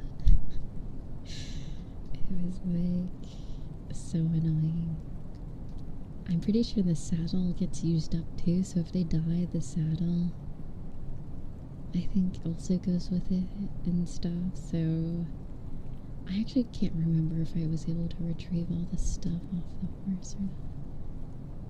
But yeah, anyway, yeah, that's medieval Dynasty. It's the cooking's a lot of fun. There's like a lot of, it's very detailed. There's also like a sewing station, so certain things you can make through different buildings. I'm trying to think of like, is there anything else I'm missing? Oh yeah, there's a lot of quests and a lot of villagers and other towns. And you can actually have multiple settlements, so you don't have to just be in one spot. You can have multiple. I almost feel like that's better. Sometimes, especially if you have a really big, like, crops, all that stuff, it's probably better to just make it somewhere else, like, but within walking distance for your villagers, because if you make stuff too far, apparently it affects their efficiency.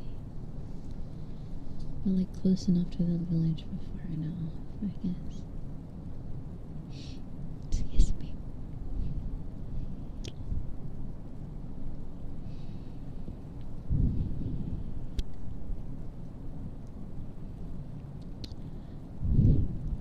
Right. So the Spring Festival in Medieval Dynasty, join us in the most beautiful season of the year.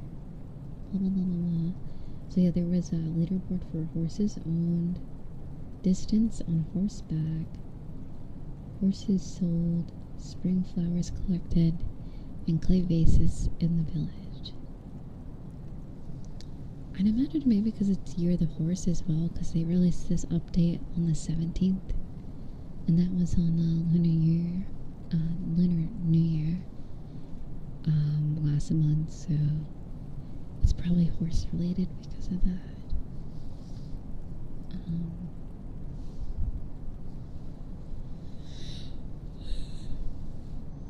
Because, at least, honestly, early game, the donkey, I think the donkey's better because it can carry more stuff.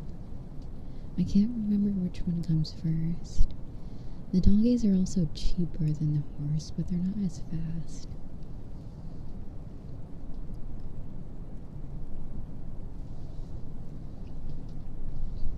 I always kind of wish they'd make the stable. Oh yeah, technically the stable is for both. I always wonder if they'll ever add the ability to make a mule, kind of like in real life. Because I feel like that gives you the speed, some of the speed of the horse, but also the strength of a donkey, and then boom, perfect. Perfect travel companion to make your journey a lot easier. Because like, I think your person can only hold 35 kg. How much is that? I can't remember the unit of measurement they use in the game. But it's honestly not that much, because like, between all your weapons, spare food, clothing, you pretty much only have a little bit space to collect items and stuff.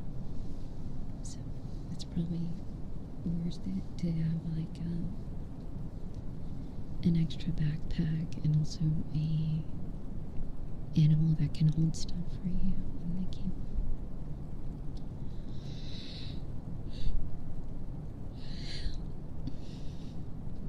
Okay, but yeah, I don't know. I'm not like if you don't have to play this game. I'm kind of just like telling you guys about it. It's a fun. I think it's it can be considered a cozy game when it's not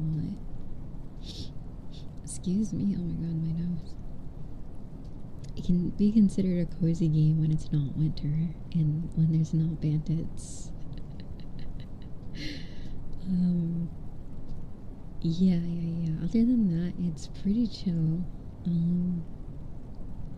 Oh yeah, there's like these cool things that happen after every season. So there's like spring, summer, fall, winter. So after every season, it kind of gives you kind of a review of everything you did. Sometimes there's like a random event that happens, like, oh, like, because I guess in those like medieval times there was a lot of like superstitions and legends. So they'll be like, oh, rumors starting in your village that there's like a wolf person, and then you can kind of like have like 3 different responses. You can say like, oh, it was me, I'm the wolf man. Or you could say, maybe we should all hunt it. And then like the other option is like, oh, maybe it's just something, maybe you're seeing stuff or something. So there's like funny little things. Sometimes it's bad, sometimes you lose stuff in the random events that happen at the end of the season. It also gives you the report of who's gotten married in your village or who's expecting any children that were born. So it kind of gives you like a rundown of everything that's happened as the season changes.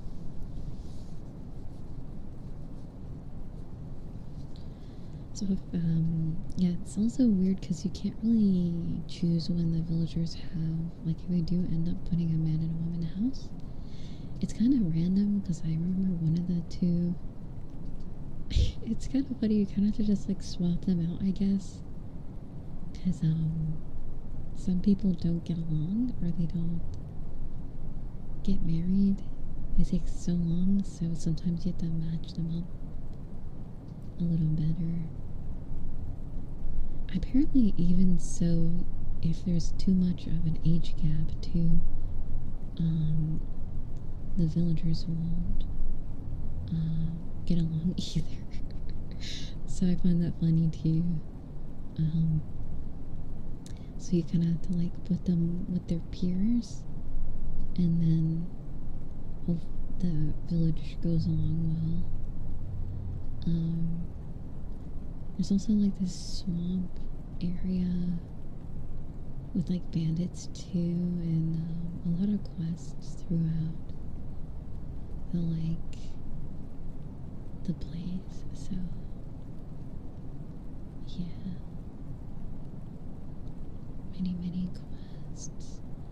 I feel like I have failed a few quests, but they're usually the hunting ones. Like the hunting ones when it's for birds is so annoying because like if you move just like an inch, they'll fly away and you have to go track down a new pack of like crows or birds. It's just so, I'm like not for it. Like the boars are easy, the wolves, even the bears can be easy, but the birds are a headache. So I feel like I have a lot of failed quests when it has to do with anything related to like foxes or birds or stuff like that. It's just like impossible. I'm not even sure what you're supposed to use, because I have a longbow and they say it's good for hunting like deer and fish. And I don't think it's for fish. Maybe it is. Good for hunting deer for sure, but yeah, no, not the birds. I don't know. There's also badgers and a few other animals that exist. I feel like the badgers were really cute. I kind of felt bad for hunting those, but you kind of need them for the resources and the quests. I think I don't know what badgers are. Are they rodents? I think they're like rodents or something. Kind of like a big, not squirrel. How would I describe it?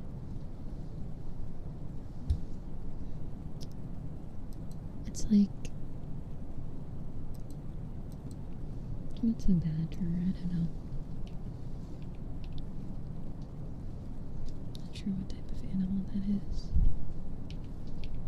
What is a badger? It says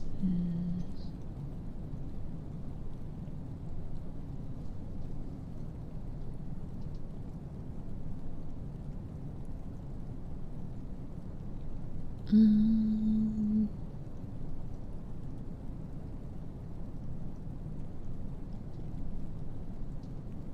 they are very cute. Aww. Yeah, I don't know what kind of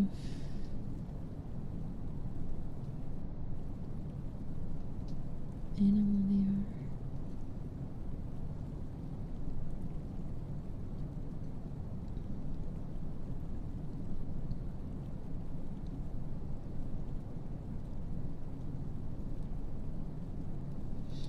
Excuse me.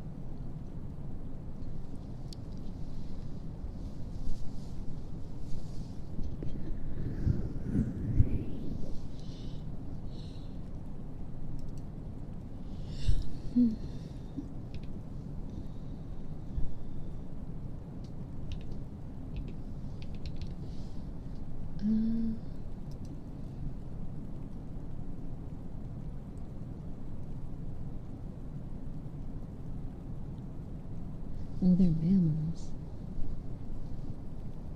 Yeah, I don't know what that is. I guess they're their own type of animal, it seems. I don't know how to say that.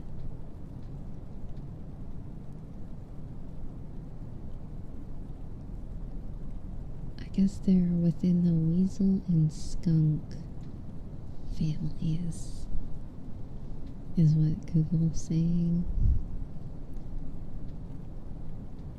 So, yeah, I guess it's not really a rodent, but some kind of something like that, I guess. I can't remember all the other animals that you can hunt in that game, but there's also animals that you can have at your village and stuff.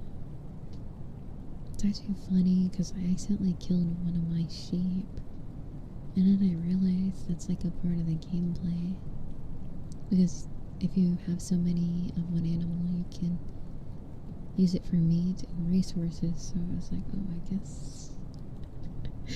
I guess that makes sense. Whoops. So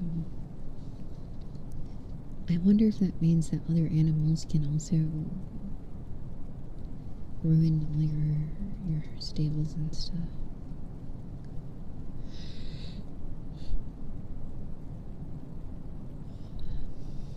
Excuse me.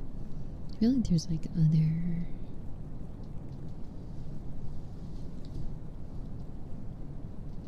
types of, what's it called?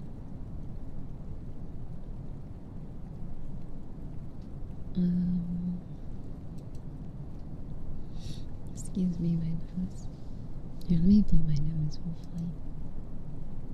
Hopefully that's better.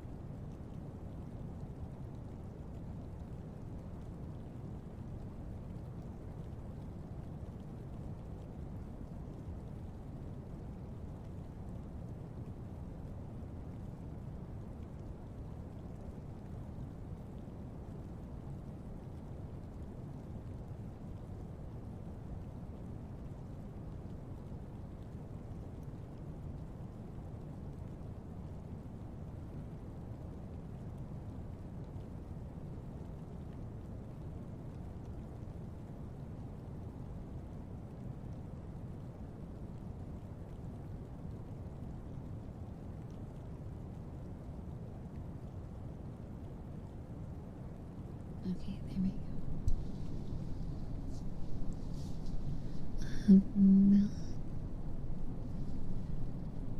recently, I guess, I don't know. What can I talk about? It's been too rainy for doing stuff like outside, so I've been working out. I have like,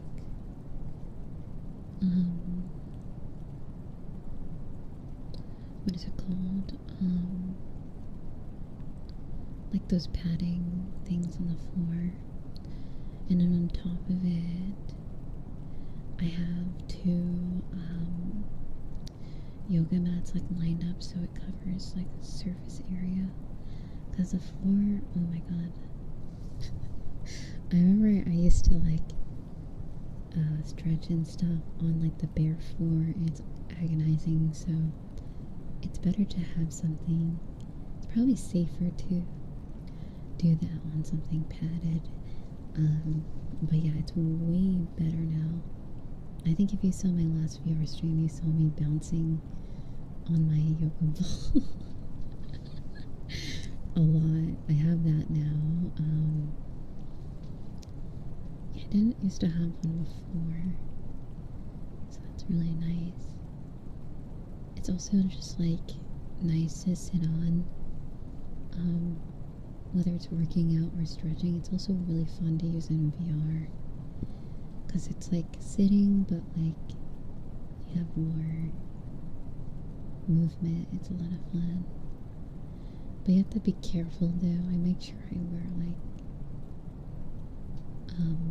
I think the yoga mat that I have is it has enough like friction or traction to not injure myself or anything. I also make sure I wear socks that have a bit of like traction as well, so that you don't like slip or anything or stuff like that.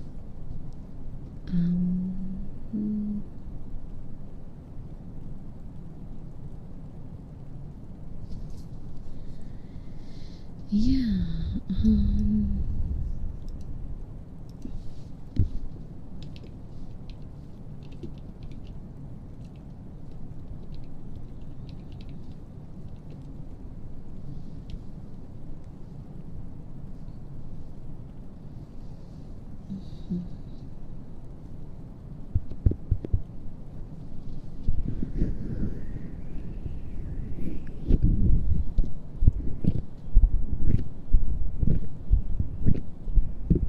I'm trying to think.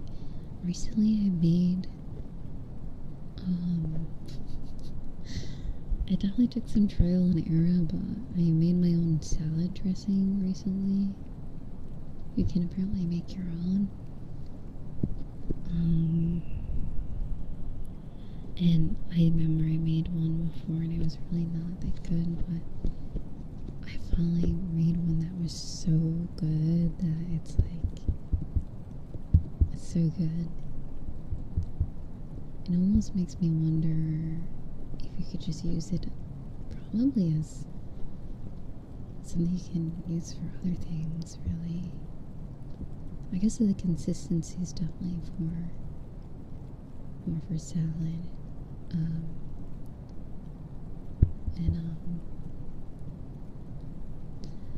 Yeah, since it's been getting warmer, I haven't really having like tomato soup or stuff like that. I've been eating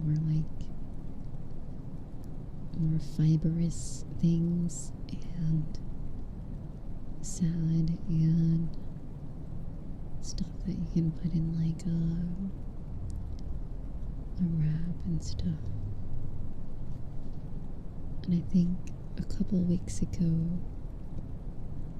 I saw on Twitter of like lettuce burger, so I made a lettuce burger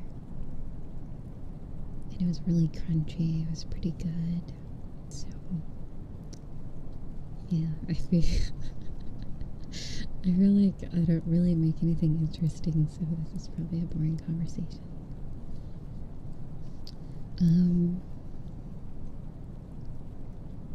Yeah, so I've been trying to save money and do stuff like that, and also eat healthier. And then I'll have like my days on Friday where I'll have something maybe not so healthy. It's like a treat yourself type of thing. But yeah.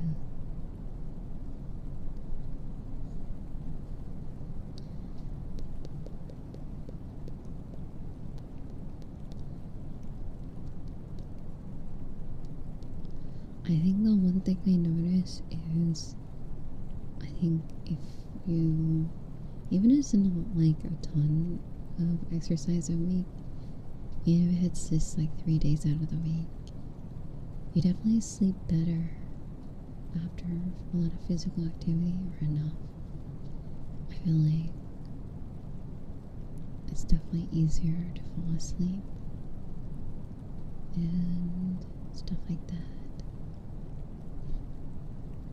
There's definitely a need for sleep after stuff like that, because, you know, like repair and sleep, you know, your body, you need to rest and stuff. But yeah, that's about it. Nothing crazy.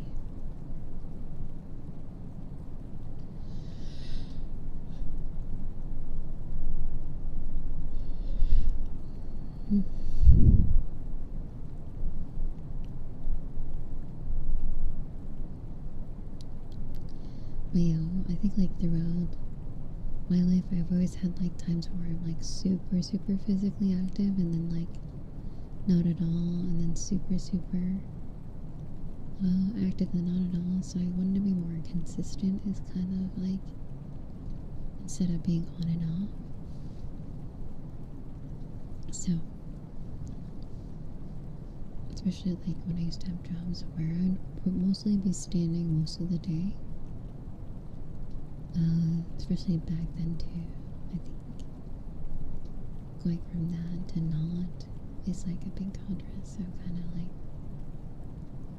finding a balance in between is good. It's probably between that and getting more vitamin D and sunlight, it's good. It's definitely good. Yeah. Yeah, I think that's definitely true for a lot of people. I think it's like spurts of activity and then more rest. But I think like, at least for me, I feel like I went in like a middle. Something in the middle, nothing too crazy and nothing at all.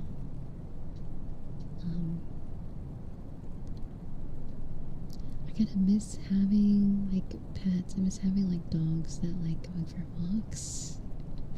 I like bigger dogs, so you usually have to make sure you walk them often. Whereas little dogs, not so much. Like if you have a really big yard, it's probably enough for them.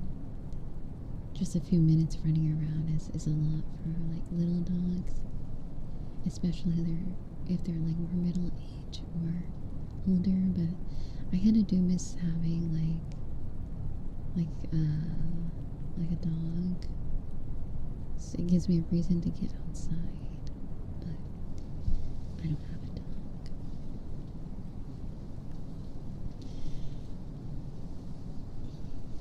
So I don't think you can take a dog to a gym. I mean, I guess maybe you could, but I don't know.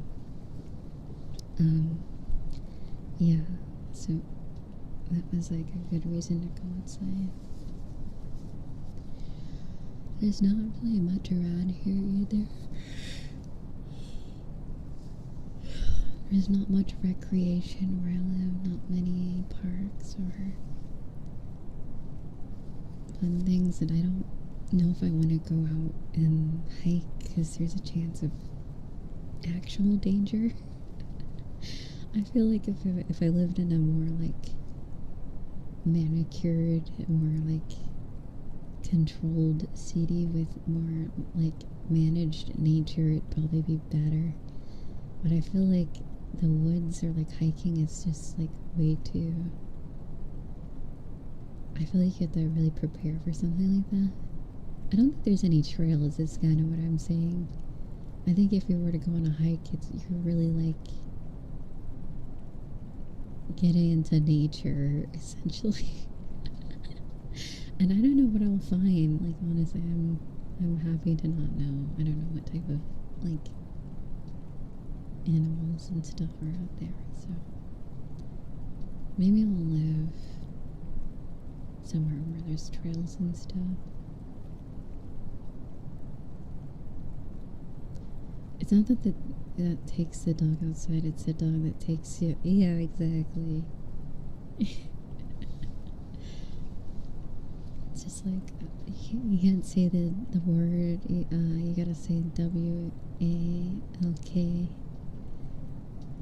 You just can't say certain words or else your dogs might bark and stuff.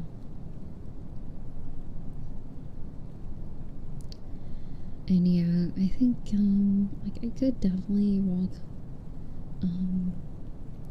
I think all the dogs, like my family's dogs, are very getting towards the senior years, so even if I were to, they probably won't walk for very long, so I think maybe eventually I'll get,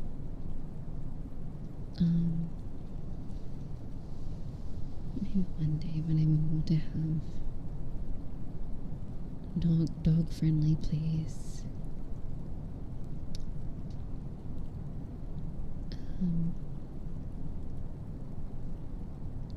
The badgers will be out there for sure.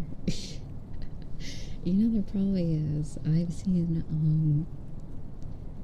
a few very interesting looking birds so far. I know there's like strays, there's stray dogs. I actually finally saw the dog that, remember how I was saying during ASMR streams a lot last year, there's like a dog that always barks at around 9 p.m. every day. Well, it was like a week or so ago. I actually finally saw the dog, finally. And they like to just sit in the front. And they're just chilling. They seem very nice. He's not hurting anyone, I guess. Just likes to bark a lot. Specifically at 9. It's probably when one of their owner gets back or something. I feel like that probably makes way more sense now. They're probably just waiting around and then their owner comes back. So around that time. Because it's the only ever time I really hear them. Even when I saw them and I was like probably walking distance from them, they didn't really do anything. They're just pretty chill. They don't bark, but they definitely do bark at night. So yeah. But yeah, I haven't really seen many cats in at all. At least where I live. I know they're out there, but yeah, not many cats. Lots of birds. Lizards. Oh my gosh, last summer, I remember I opened up a door and it was awful. There's also snakes too.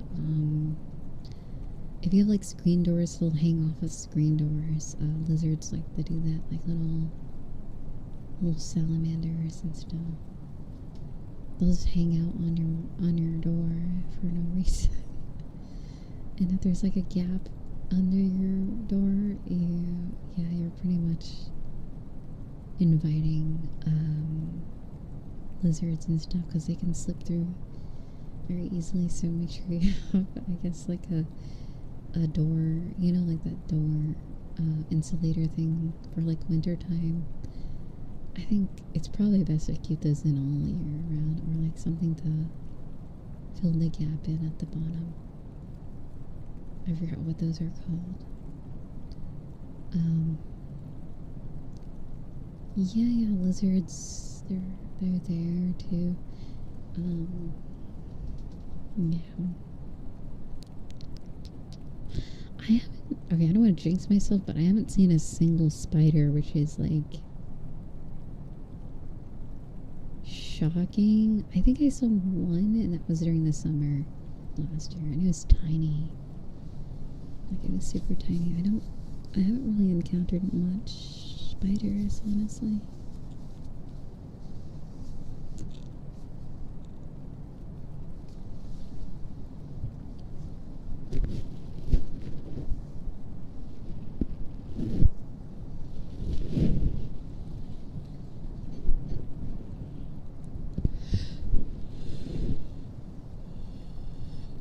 And also, Anchor, yeah, my internet was out for, or like, I guess I could still use it, but it was not good enough for streaming. So my internet was very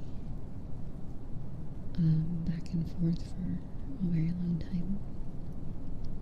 Thankfully, it wasn't like completely no internet. That would suck.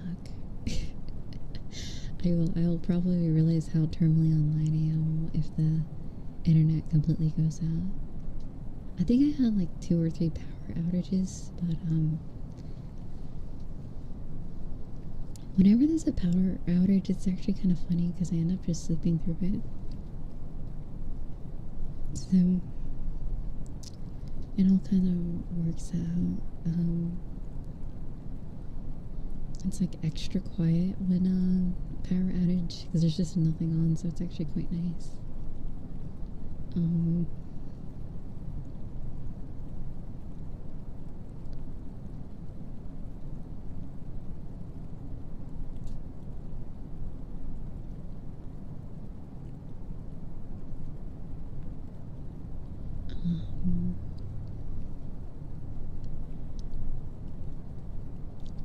Yeah, that seems to be the case. It might have been something like that, but it took a long time. And I'm not too sure why. I tried to ask support on what was going on, but I really didn't really get many answers other than that it'll probably get fixed within the next few days and stuff. So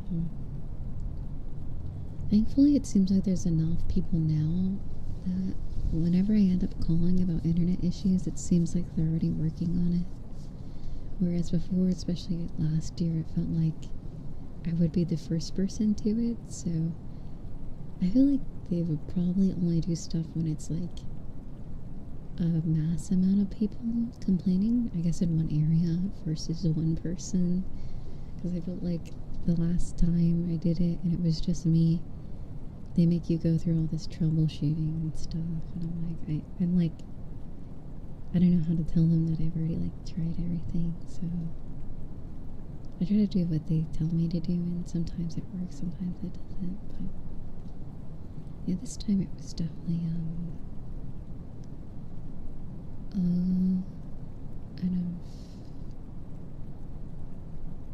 my control and stuff, so yeah.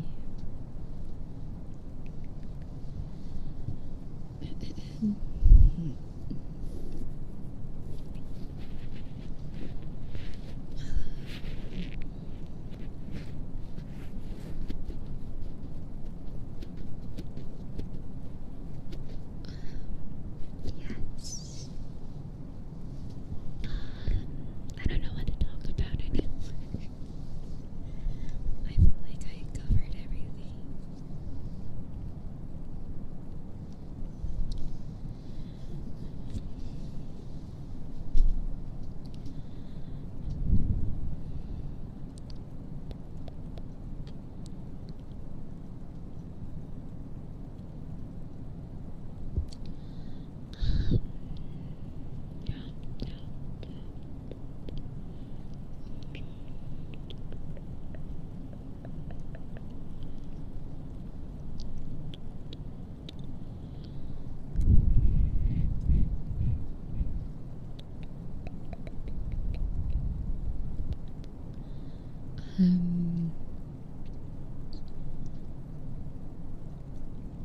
Yeah, I guess this whole stream I only had a few dropped frames, so I guess next time I will try out 1080p. No, I don't have that.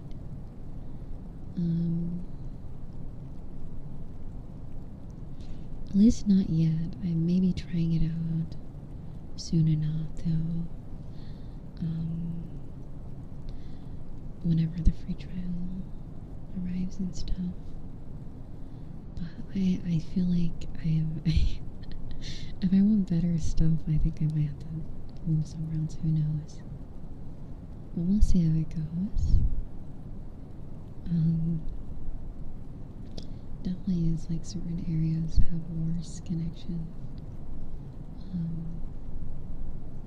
Well,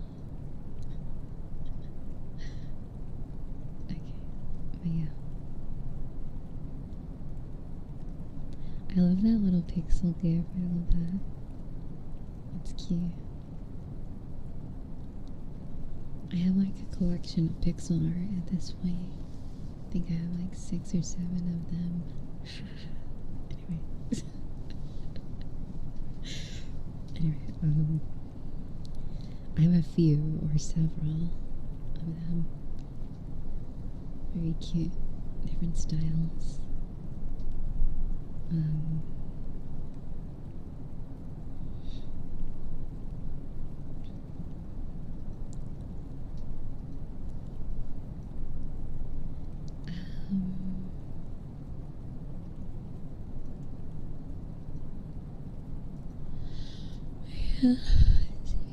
Yeah, that's kinda it. I don't know what else to talk about.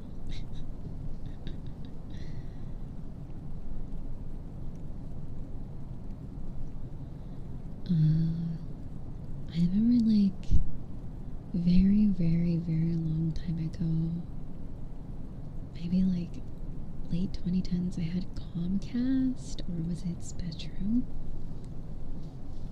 Oh yeah, I do remember. I used to have Spectrum. And for some reason, every time I hear about Spectrum, I heard bad things, but at least in my area, it was crazy good. It was so good. And then I moved, and then, yeah. I don't think they had that one. I can't even remember what I had the last 2 times I lived somewhere.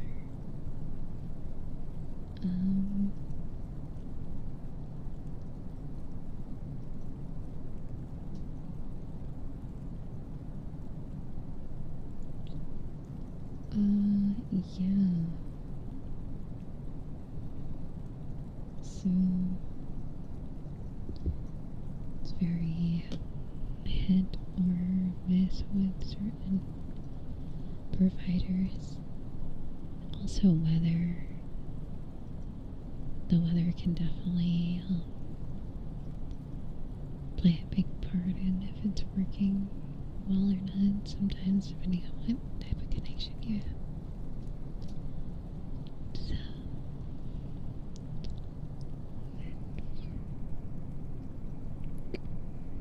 I know here's what it is.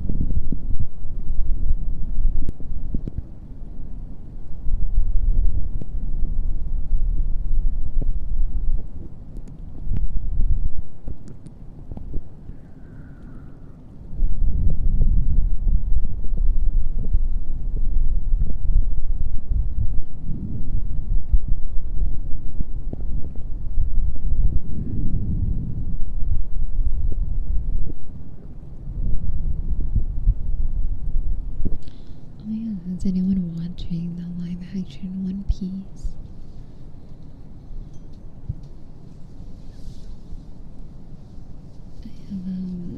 I haven't seen it yet, but I might end up watching it. One Piece. That is the only form of media of One Piece I've watched. I guess I've watched a few episodes of the anime, but I've only seen the live action. Not much of a One Piece fan, but I feel like the show's kinda good, so live action show. Live action. I prefer Bleach, I guess, if that's like one of the big 5, I guess, or big 10 anime of all time, or whatever the biggest, most popular ones. Yeah, I was never really. I hear a lot of good things about the animation in the recent seasons, though. I heard it's pretty good.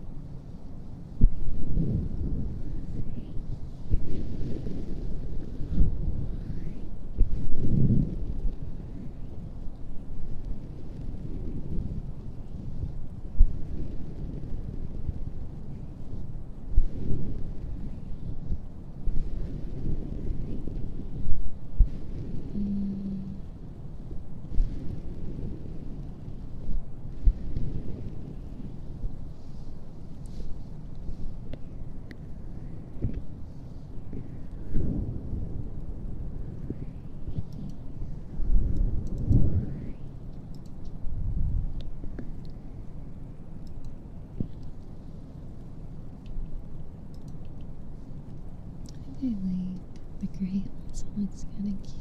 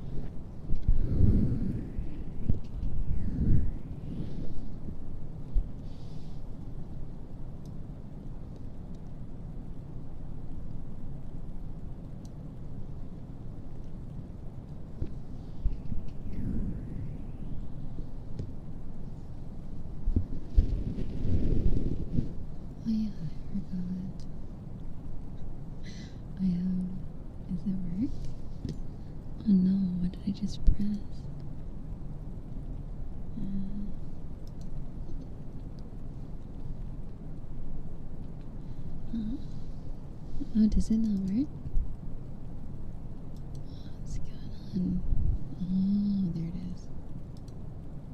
Okay, there we go. So is it this one? I have a controller for whatever reason.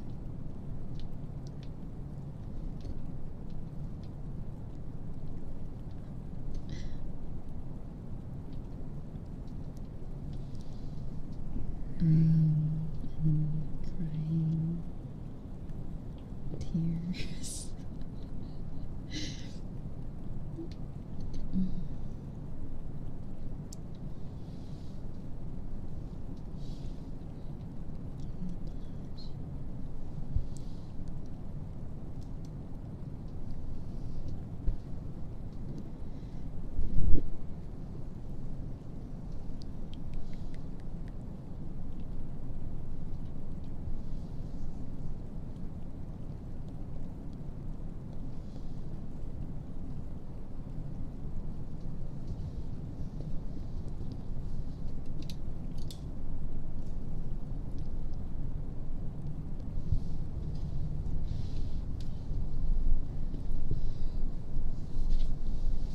It's cold.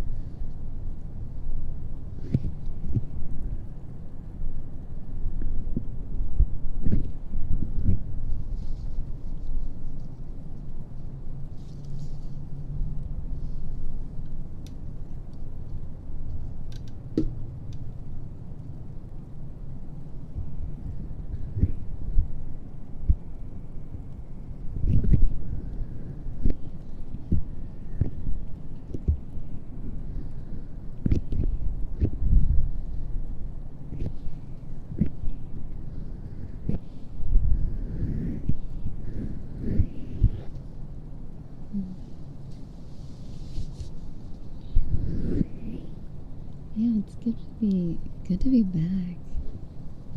Weirdly enough, it hasn't felt like a long time, but I think it has been been a while for sure.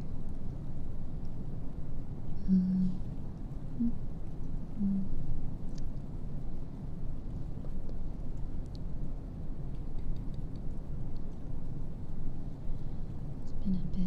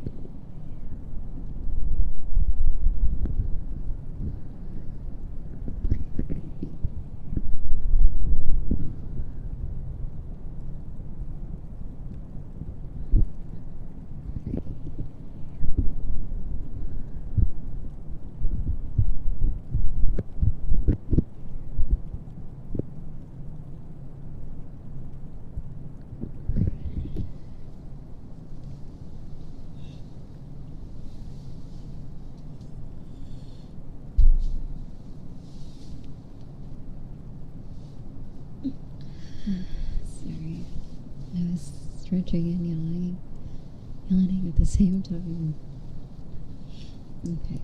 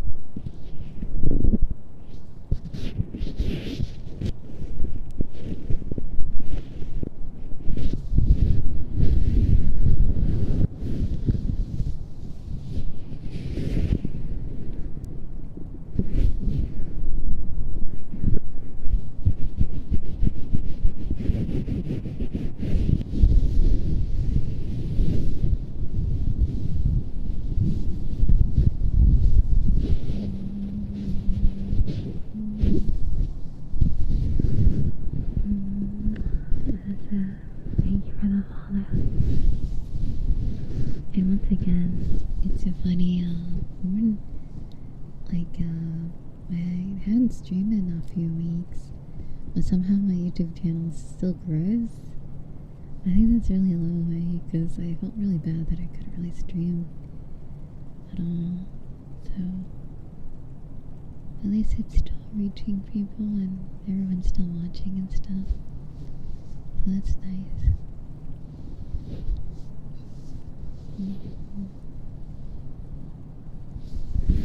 Thank you so much.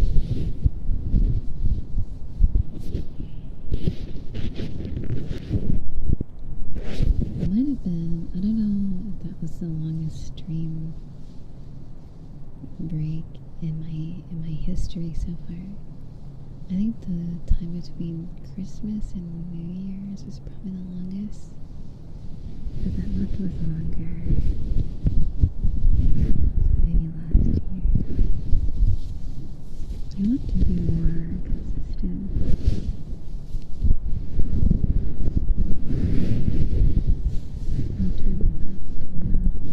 I'll try my best with what I'm able to do, because sometimes in the past the internet has been very unreliable, but hopefully by Thursday or Friday it'll be much better once I have all the parts. It's also interesting, I was using this as a phone stand while I streamed the longest time. It was a Wi-Fi range extender. I'm actually finally gonna have a use for that. I'll finally have use for it soon. So I think it's like a 3-in-1. It's like a repeater, a dead zone killer, and something else. You know, it doesn't access point.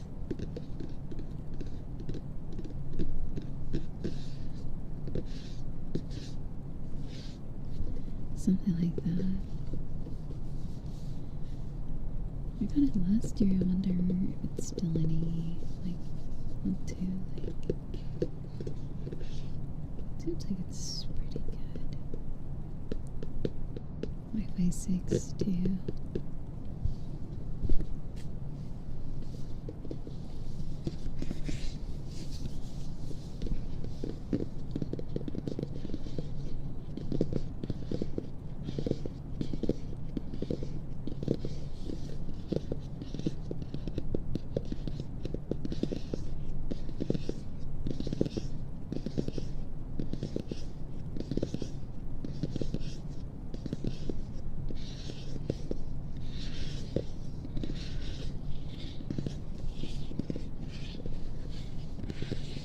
Yeah, I was using the box for the longest time for like random things that's sitting stuff on top of it because it's so sturdy. It's a really good box. And it kind of has like this like part in it where you can like, I could put my phone right, widget right in between and it would use it, it would work perfectly as a stand. It's kind of very like, it's kind of funny, but now I have an actual better stand that doesn't take up too much space. But, yeah, I wonder if it will end up being useful. I don't think I have any range issues because, excuse me, I don't really go that far, like, from my router and stuff, so.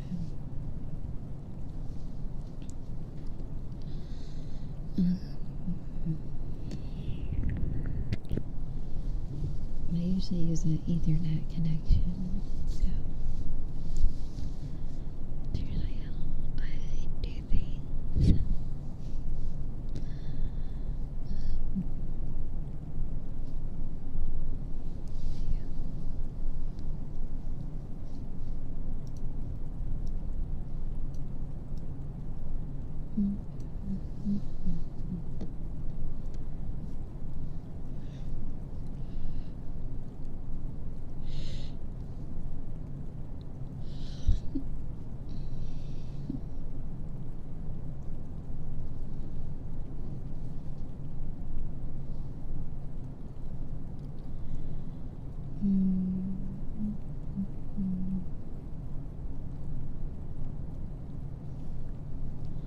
Also, good morning, Sam. I hope you've been well.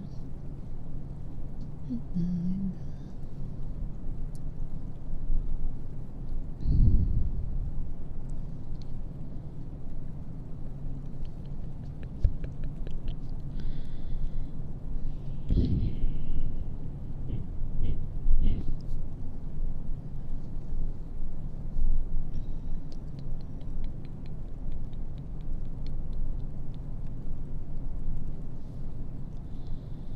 I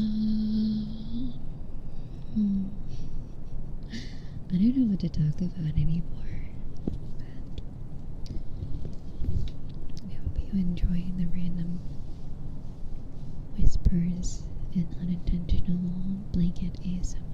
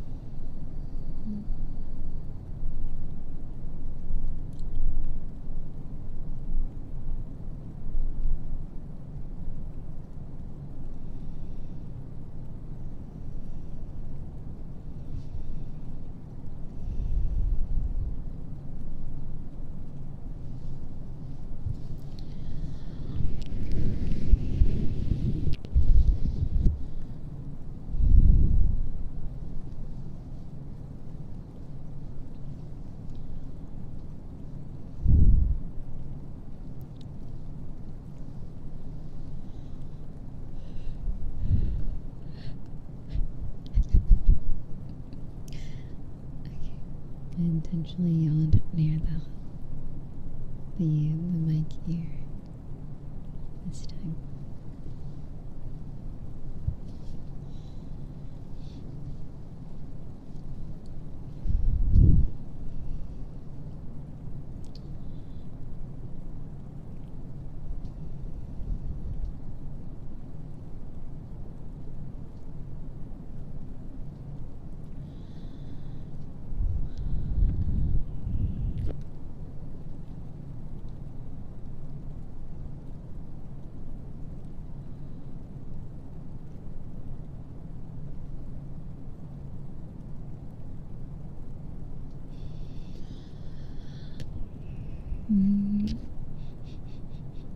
I may need to blow my nose again. Oh, you hear the birds? Oh, yeah, it's 7. Really? That's so cool. I don't know if I'm ever awake to hear the birds. I don't know. Let's see. I bet the mic can pick it up. Let's see.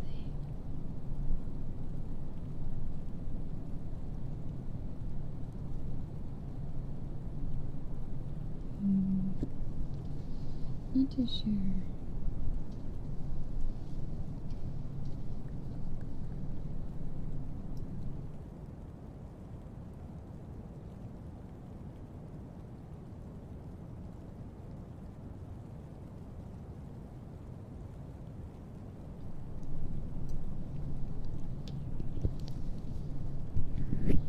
Let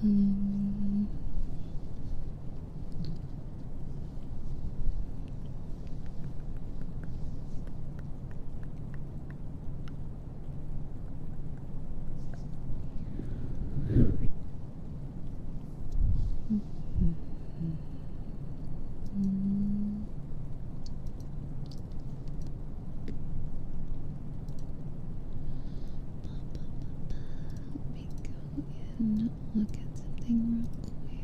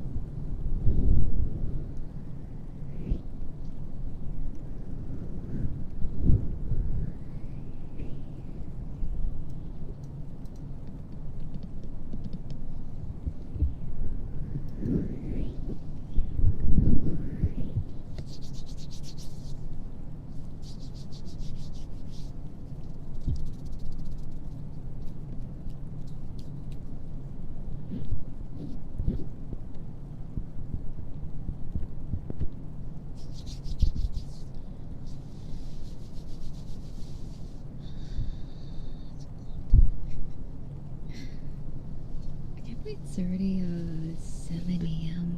It's really crazy how long I've been playing. Only 3 hours.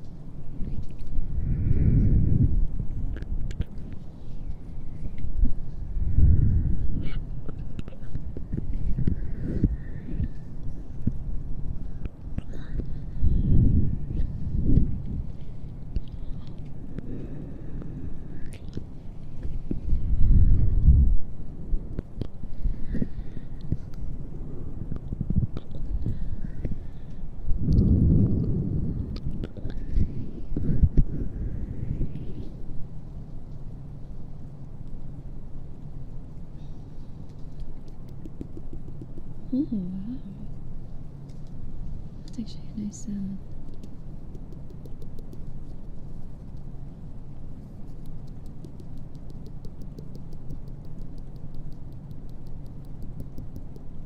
How do I get it to be loud like the first time I did it?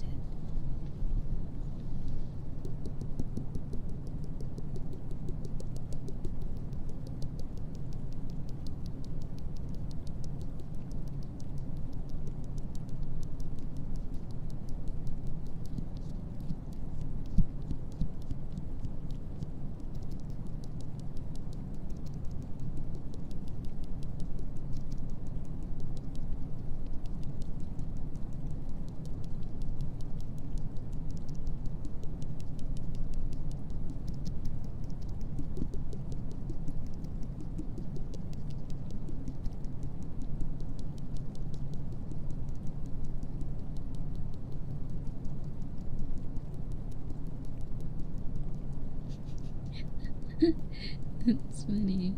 It kind of sounds like. It kind of sounds like a tube, right?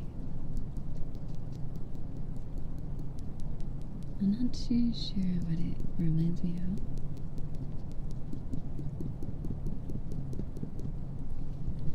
That's interesting.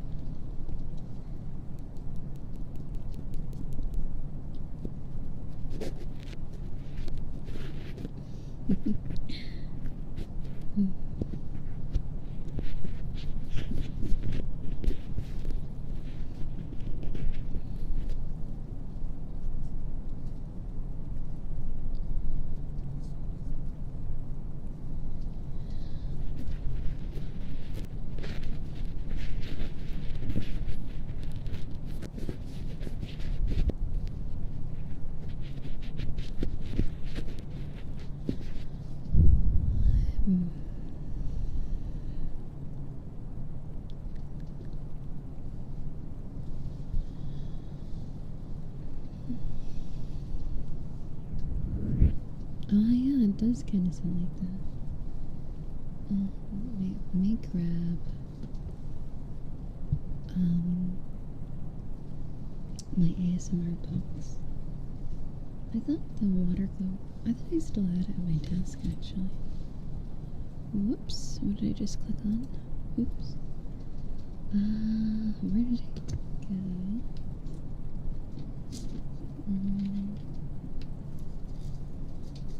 Well, maybe I did put it away. I think I did put that.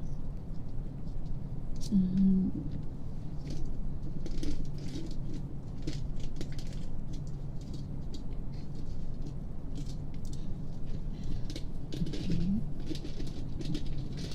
I could just grab that. Come on. Oh, I did press a key. As I thought you were like, okay, there we go.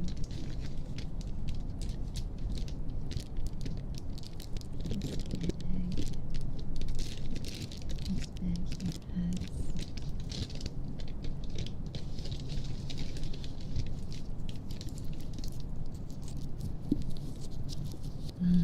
throat drops to soothe your throat.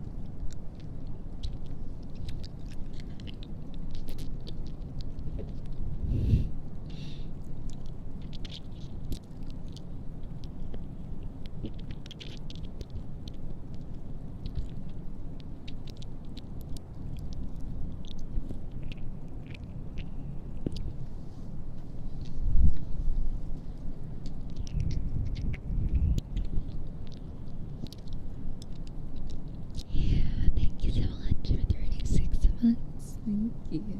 Thank you, thank you.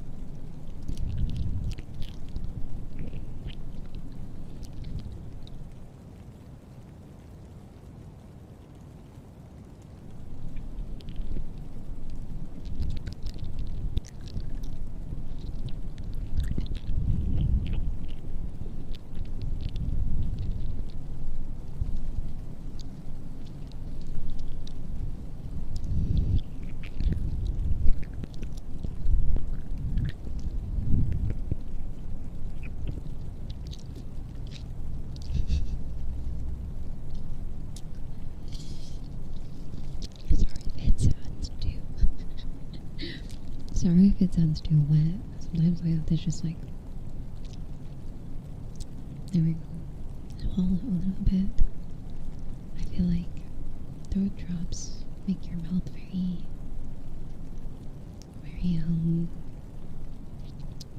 you know, makes your mouth water. Makes that a moisture. Anyway.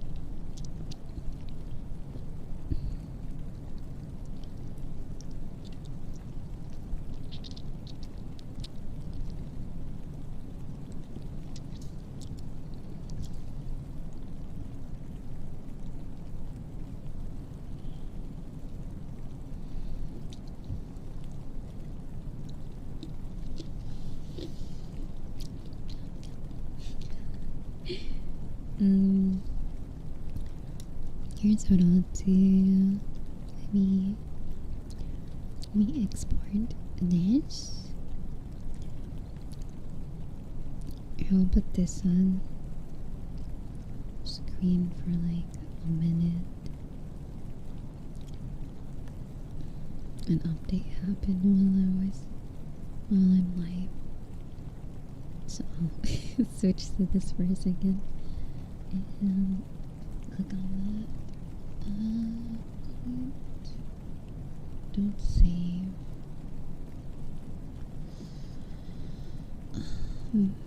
Okay, so do I need to put that, create a shortcut, pin to start?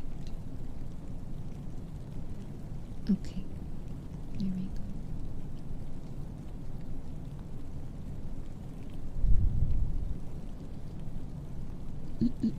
Excuse me.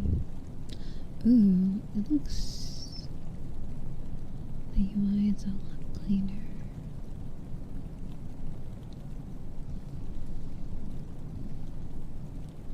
I'm so sorry if you heard my sorry if you heard my stomach growl. It is early. I haven't I haven't eaten yet. Oh, do I feel like what is it? Does anyone remember? It's like Alt 11, or how do you full screen something? I can't remember what the key command is. Is it F11? No, it's like Alt something.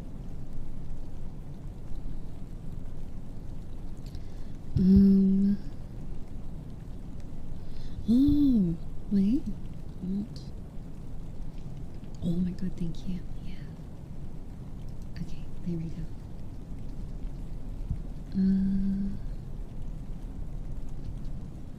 Yes, that's exactly what I was looking for.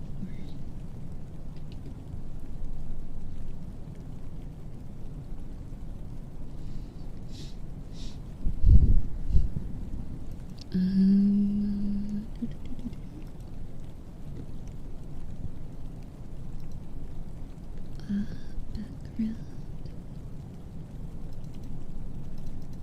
It's really nice.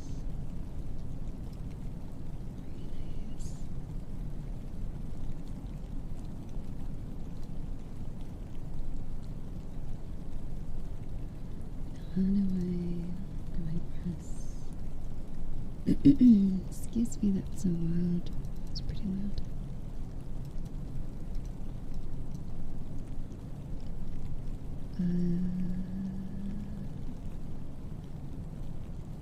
Chroma key.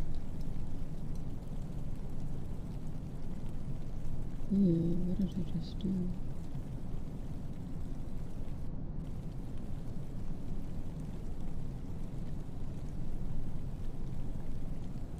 I don't know what that is, but I think lens flare.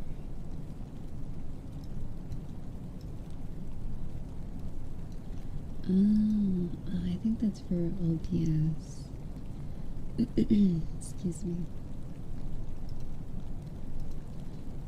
Okay, so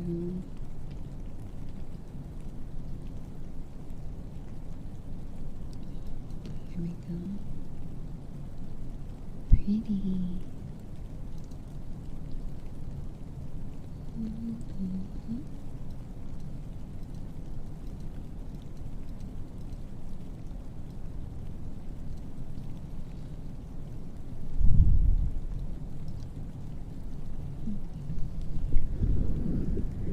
I wonder if there's a way to slow it down.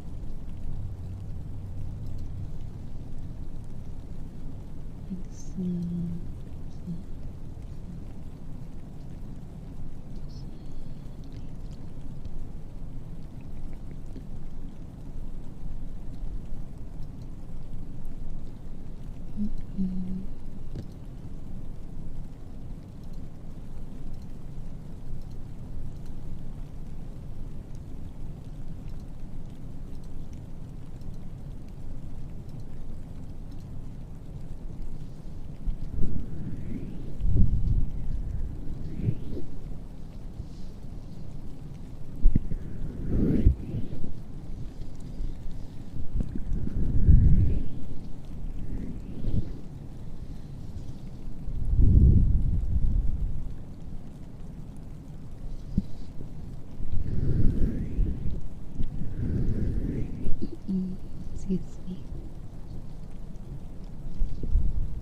pretty though. I'll figure out how to slow it down next time. I think it'll look really nice slower.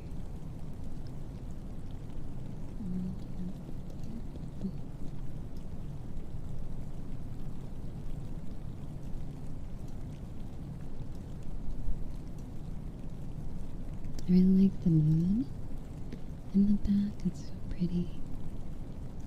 And the stars. One moment, let me out of my excuse me, my throat's a bit.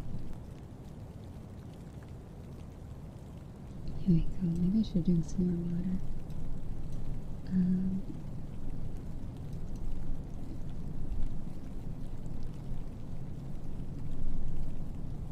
Where is it?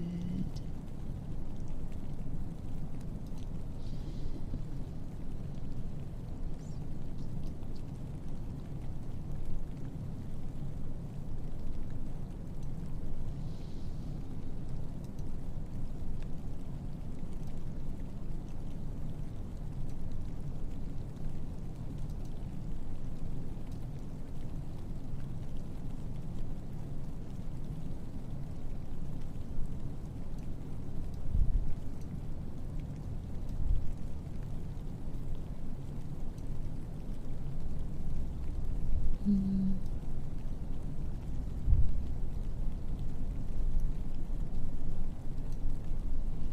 think it looks better without the blur, honestly.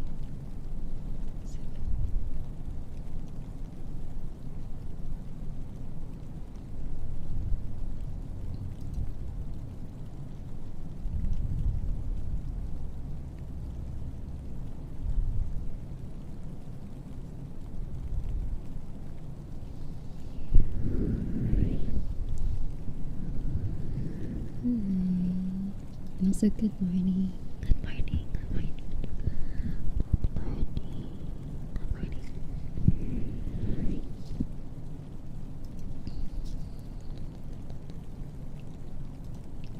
My neck. Your neck can disappear on this outfit for models that already have the neck, or can't get rid of the neck because it's attached to other things. And then the pink. So pretty, I like that. That's how the live 2D outfits kind of work. I guess based on person to person. Some adjustments you have to do to make it fit your model. Oh my god, did you hear that? I guess I should probably eat soon. My stomach keeps growling.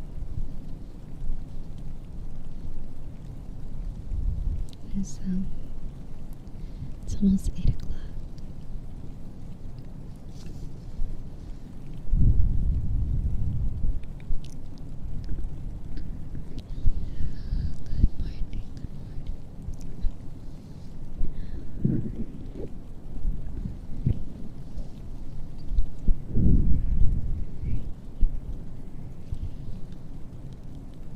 Make sure you guys also eat, and if you haven't drank anything yet in the morning, drink something.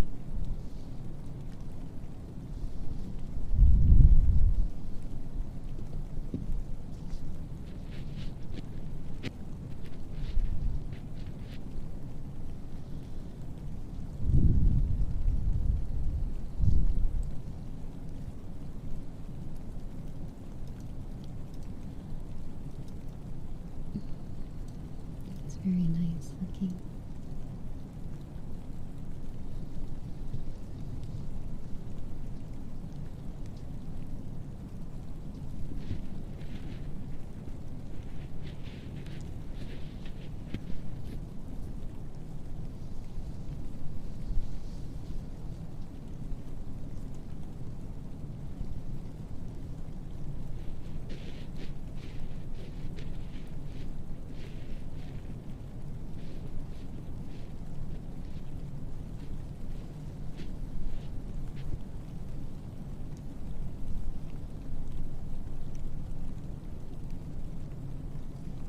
There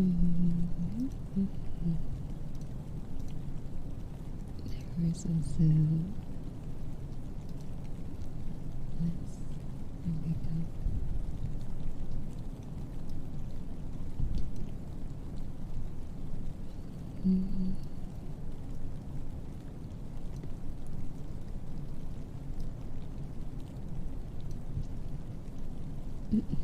Excuse me. Okay, let me grab my water.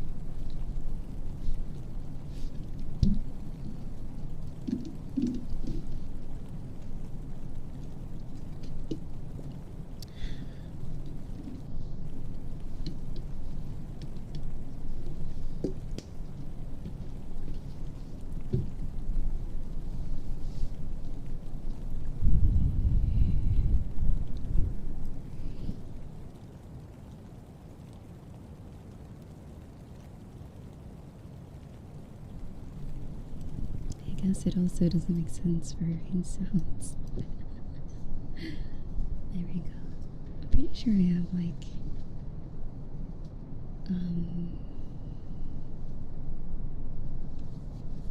maybe I can get like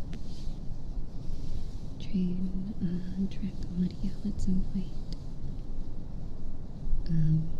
for the background if it's not too loud.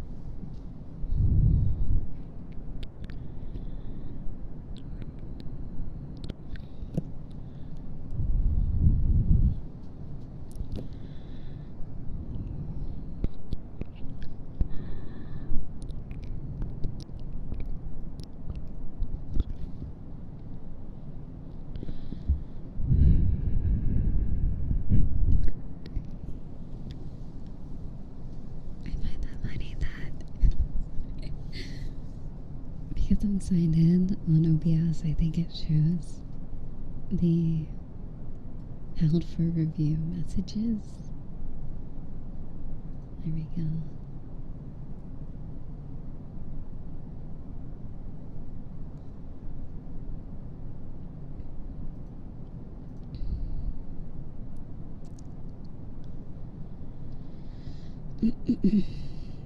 Excuse me.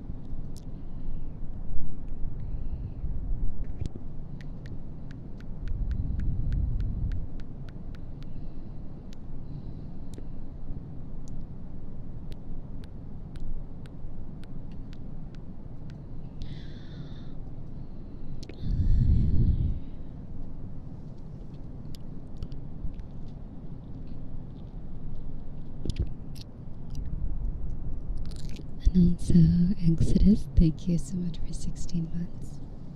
Thank you. Welcome back. Here we go. Let me move this out the way. Move that over. I think it's starting to get less cold, but I don't know, I still feel pretty cold. I definitely feel the temperature rising a little bit.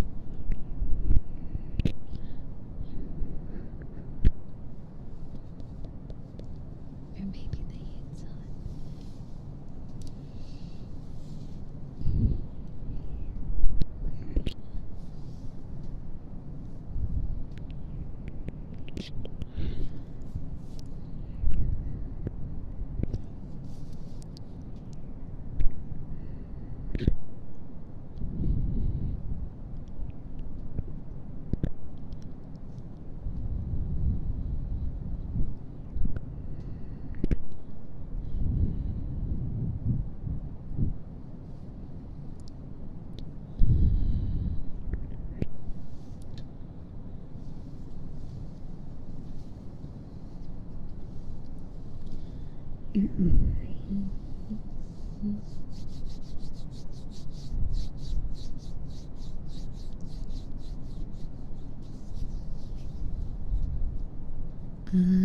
I purely chose it because of the moon and stars in the background.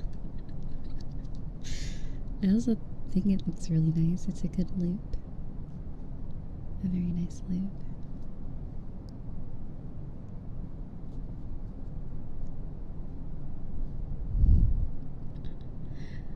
Yeah. I think the lighting makes the moon almost look like a sun, but I'll have to adjust the settings next time.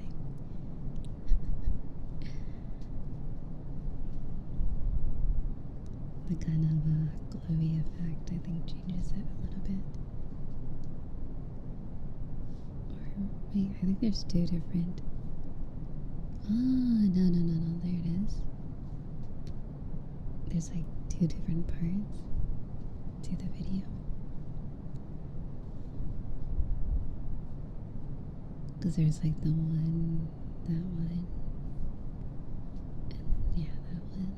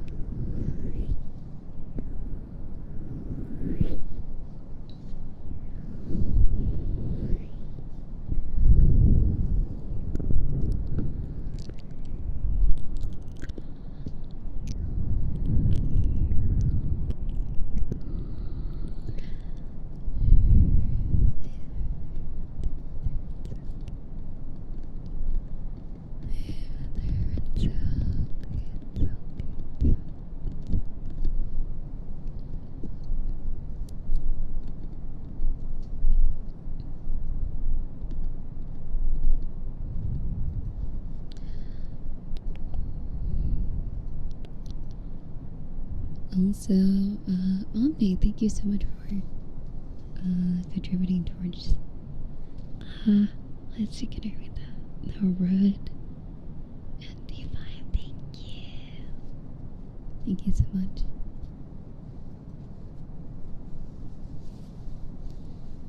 I've listened to a few ASMR and I always like the sound of those microphones. Very up close. I forgot what type of microphones those were.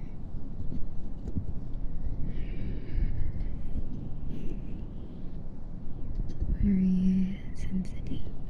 Very sensitive.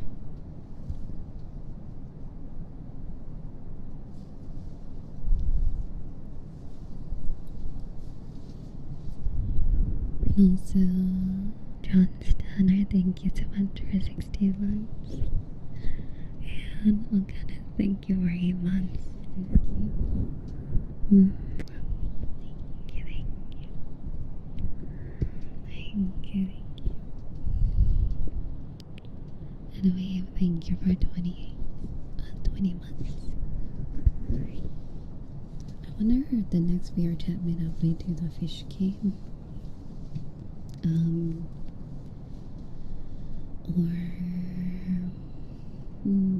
wonder what other. I think there's a few other games we could play. It's been a while since the last one, like 3 or 4 months. Since the last meetup. Probably since around my birthday was the last meetup, I think.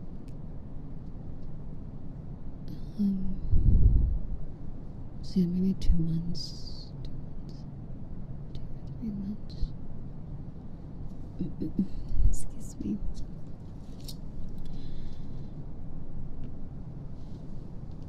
me. I wonder what if they'll add another island and stuff. You know what, they recently made an update on the fishing world where you can't use flying avatars. You can't use flying avatars, so you actually have to drive everywhere by boat. So if we do, we'll probably fish, get everyone in, fish for a little bit, and get everyone surfboards. Or those who have boats, you're gonna have to like take people with you.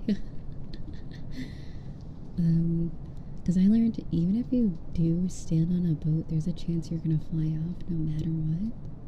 It's something weird with the boat system.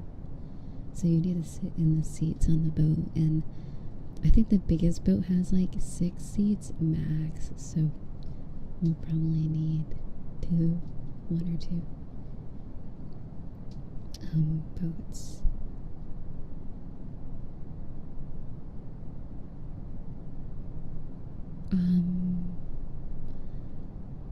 No, the game in VR chat, sorry.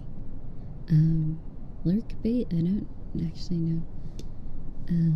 The fishing game in VR chat, it's like a newer game that came out at the end of last month. It's like, whoa, 16 notifications. Jeez. Oh my gosh. Anyway, Twitter.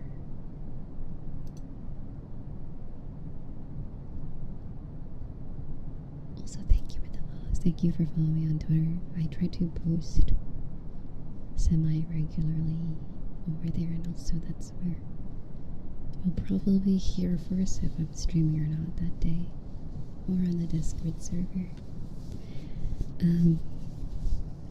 Yeah, so there's like a fishing game. It's very like Animal Crossing.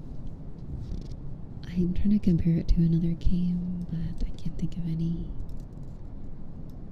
Kind of your usual fishing game. Like web fishing. Do you remember that game? Web fishing. It's like it was like a fishing game with a chat room fishing game. So it's like that.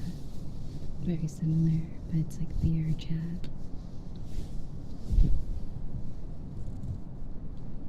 Oh, I see. And it has like 3D, but kind of like pixel graphics. I don't know to describe it, but it's pretty like well made for VR chat. Although there's a lot of VR chat worlds, there's not many that, other than like the game, like the I guess what would people call it, like friend slop games. There's a lot of friend slop, like Murder, Blackout, Prison Break. A lot of those type of games where it's like you get a bunch of players and it's like kind of like that, but there's not too many games where you kind of have quests and adventure and you get to save your progress and stuff. So yeah, I think that's why the appeal of Fish was so popular, because you can do all that. It kind of feels like a game rather than like a VR chat map.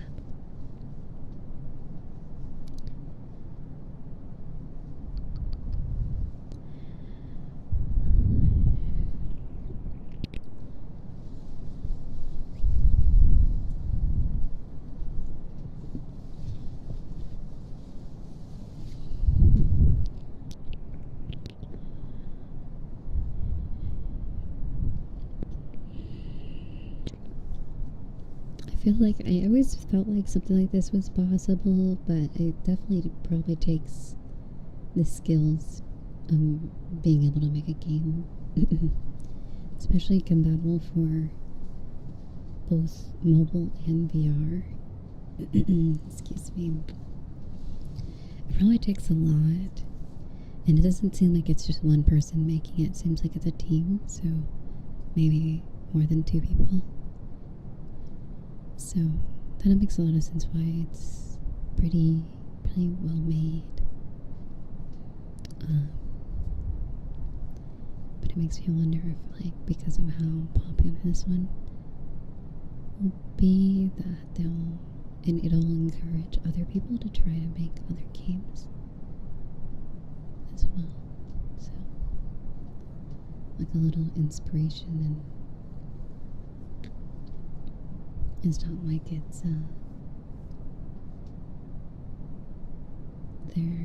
they're still making a profit, so they can put back into the game more, and which is pretty cool. But probably many are afraid of making that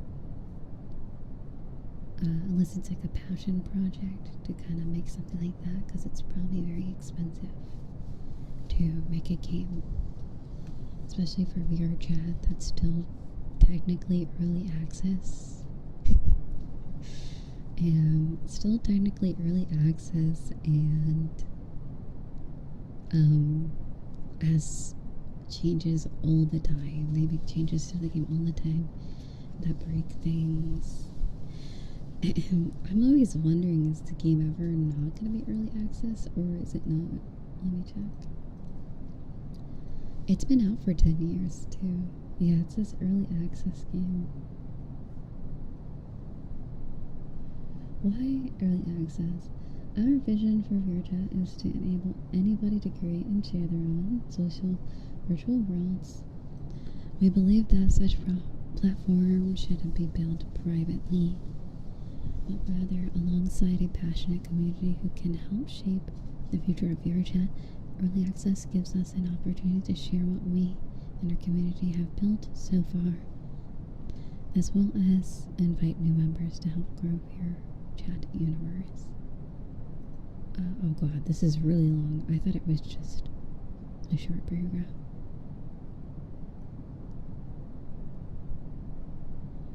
VRChat is constantly evolving. We're working tirelessly on the core platform to expand features and tools, allow for deeper creation and enjoyment.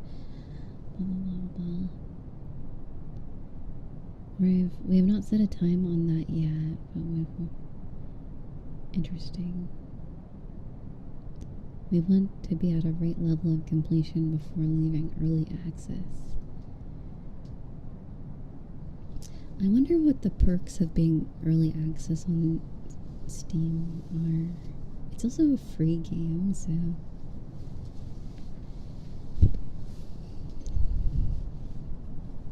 maybe not. Maybe the expectations are maybe lower. Not like lower, but there's no like stress about if the game is, are they like a full release game, you know, they can kind of take their time. I feel like it definitely felt early access for the longest time. Whenever they added persistence in like the newer updates, I feel like it's starting to look like you're starting to see the full picture, I guess, like the full piece of what it's probably gonna end up looking like when it fully releases. Because I remember, like, I used to play a long time ago, and the game really was very simplistic. There wasn't too much to do other than explore worlds. But people would figure out, even then, how to make games and stuff. Which is pretty cool. And now you can actually do that pretty smoothly. But I heard there's still some limitations with Unity and the VRChat coding language called Udon. So I've heard, but I feel like if you make simplistic things like that fish world, I feel like it could probably work pretty well. Fish, fish, fish.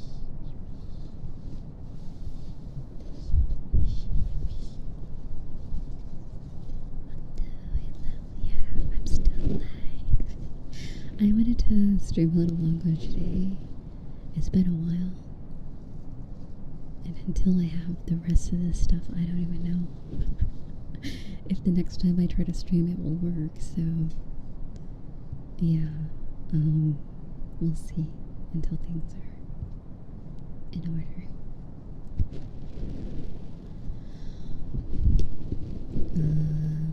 I mean, I am streaming in 60 FPS, which is pretty good, but I'm also streaming in 720p, so I think that's why it's able to survive.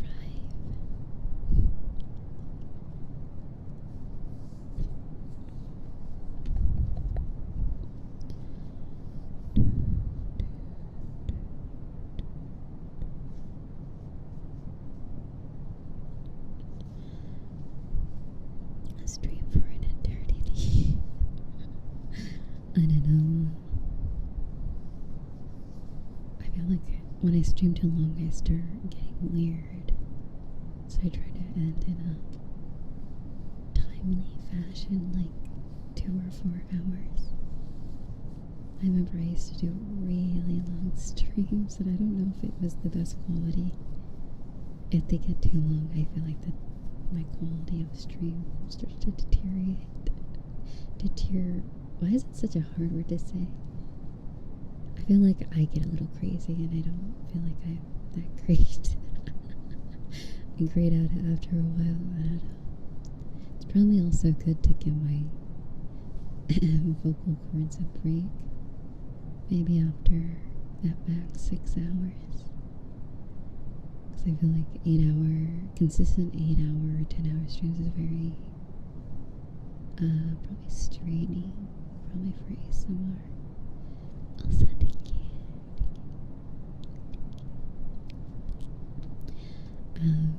Yeah.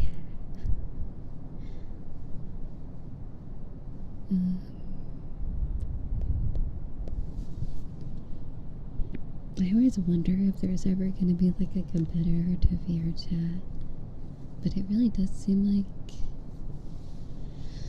other than Resonite and the one on the Oculus or Meta Quest, I don't think I've heard of anything else that's really as big.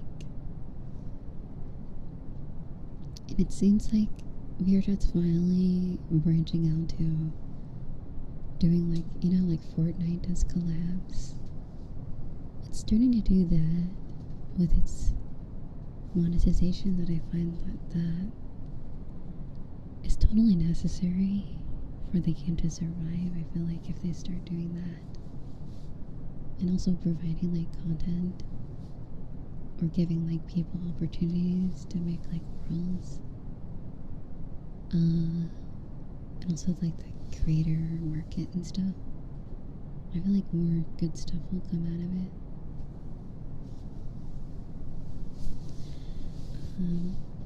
So yeah, like I always wondered why there's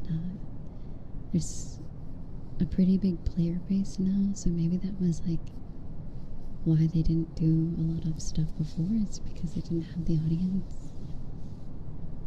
But I definitely feel like adding VR chat to like mobile and other devices have made it bigger, even though it's called VR chat. So I guess it's the biggest metaverse, I guess, in that genre of social games, I guess.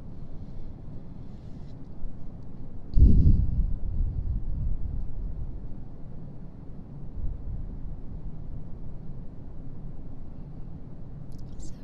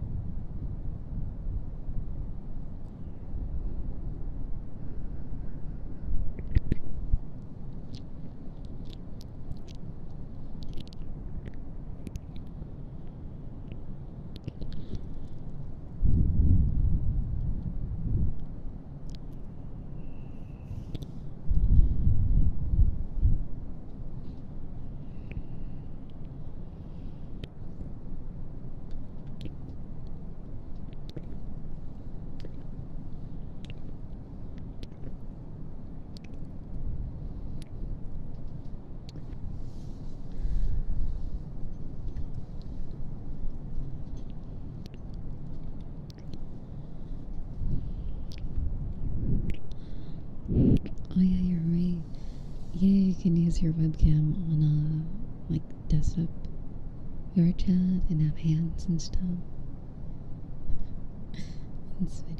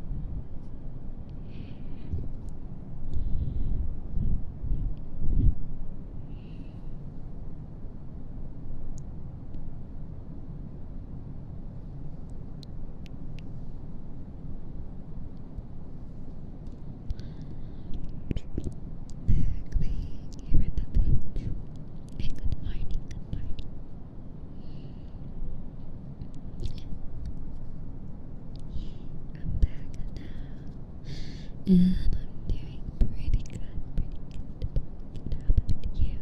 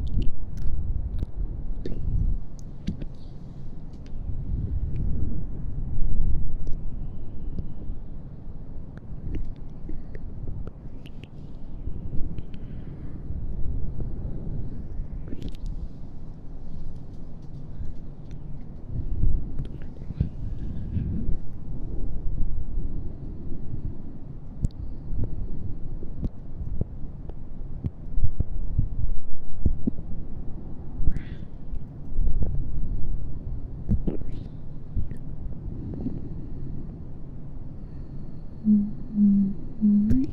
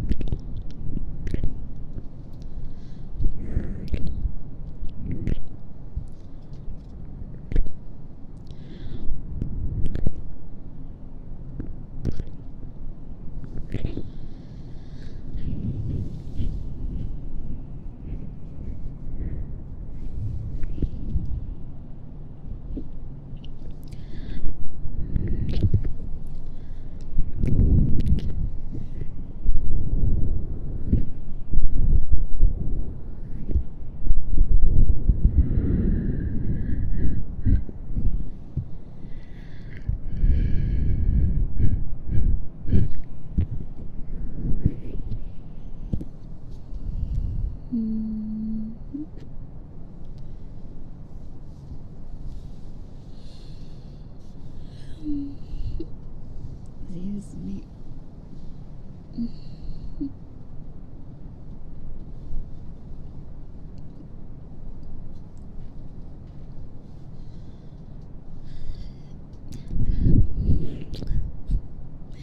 Okay, let's see.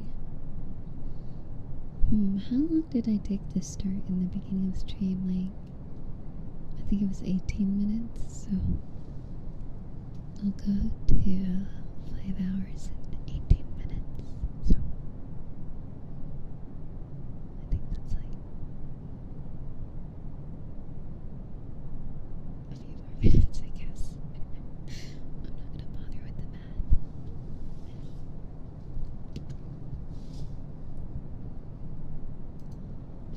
I usually try to go an extra few minutes.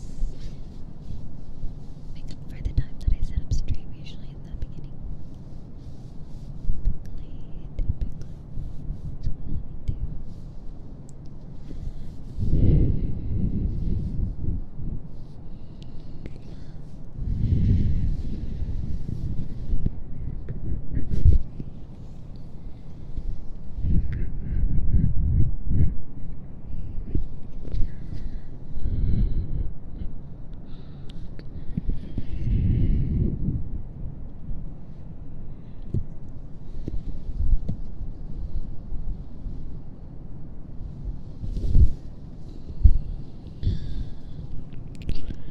Oh yeah, I guess I could put these on the side. I totally forgot that you can customize the windows on OBS and move them to where you want them. But I don't know. Oh, I think I messed it up.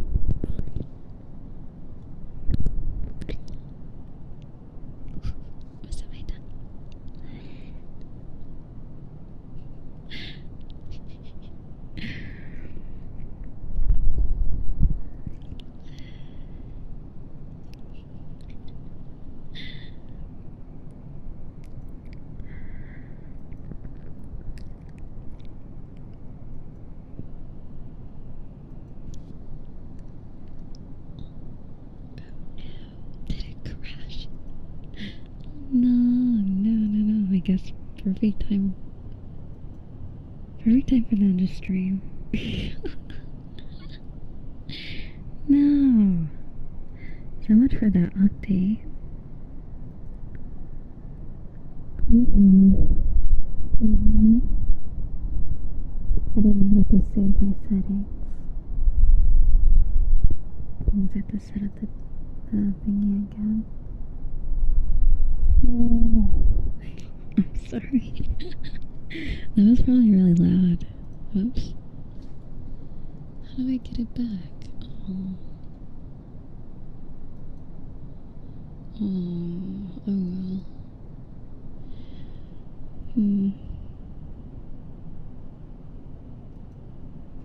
Is it broken?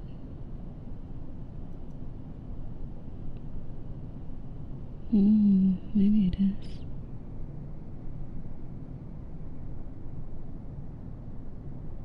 Okay, we're back here. Oh my god, we're back home. Yay. Man, that train ride was so long. Okay, well, I guess next time I'll set it up all over again.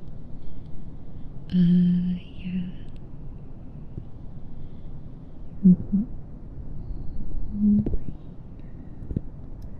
Seems kind of bright, right? There we go. Is that better?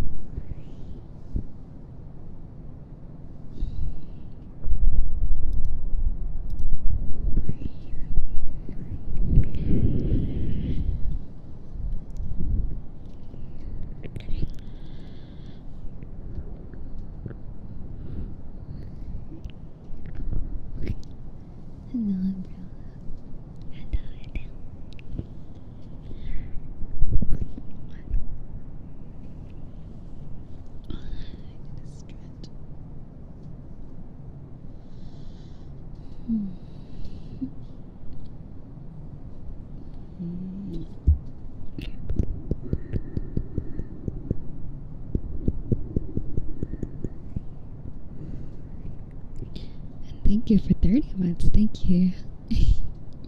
Thank you so much, Umbrella, and welcome back. I hope every stream won't be, hey guys, I'm back. I hope I can be more consistent. That is the goal.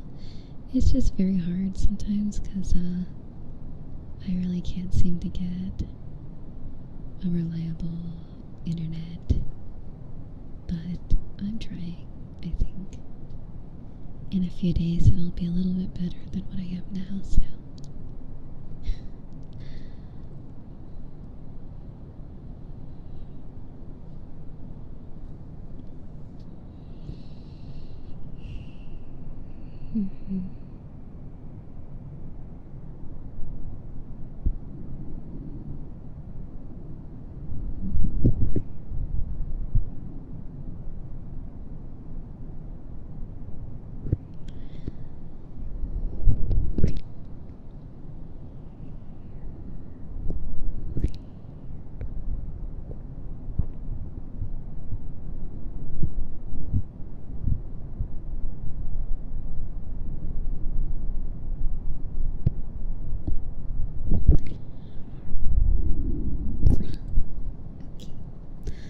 Let's see, I don't know if there's anything else other than I hope you sleep well if you're heading to sleep, or I hope you have a good start of your day if you're starting your day now.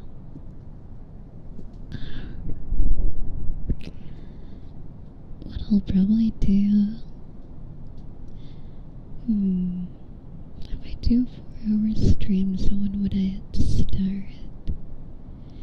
Maybe next time I'll start stream at 6 a.m. instead, but for now, maybe I'll just try 4, because I know my internet's a lot better around that time, so that'll be the new stream time.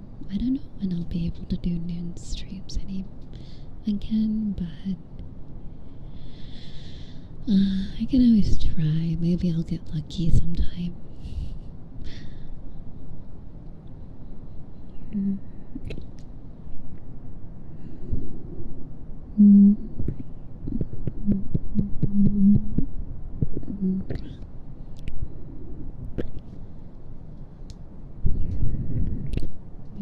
don't mind shifting my sleep schedule just a little bit. To be able to do that early morning.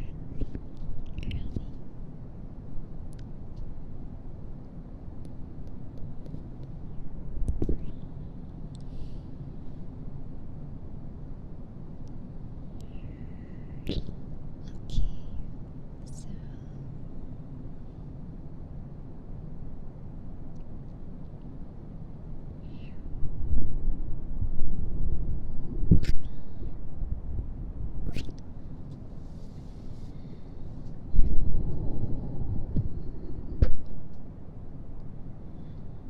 okay, I'll see you guys tonight or tomorrow, technically tomorrow. So tomorrow morning, or for some on West Coast time, it'll be tonight later. Very late. I guess another time zones too, so.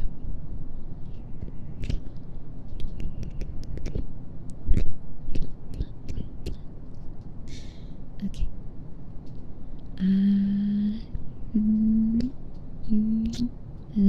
Thank you for hanging out with me.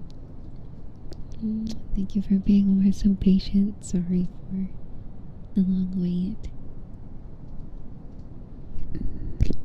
But yeah. Oh, the background noise stopped. I thought the stream crashed. Okay.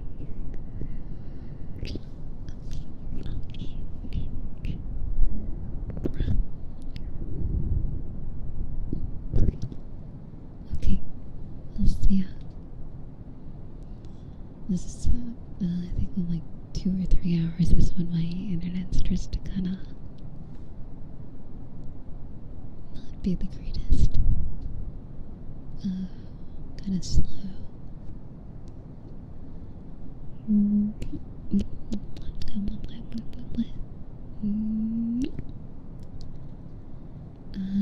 Join the Discord.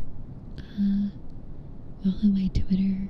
That's where I'll put it, like, announcements mostly there. And other things and stuff, so.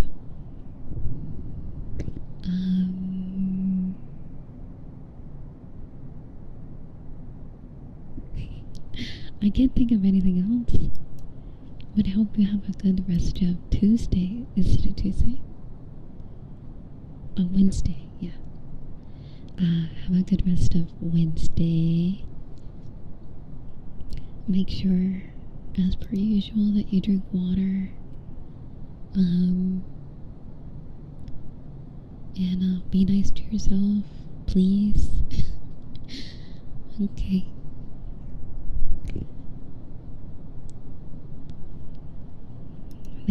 I think life's too short to be so hard on yourself, so if you're doing that, be nicer. But you know, it's always good to stay determined and focus, you know, so use it when you need to, but otherwise, you know.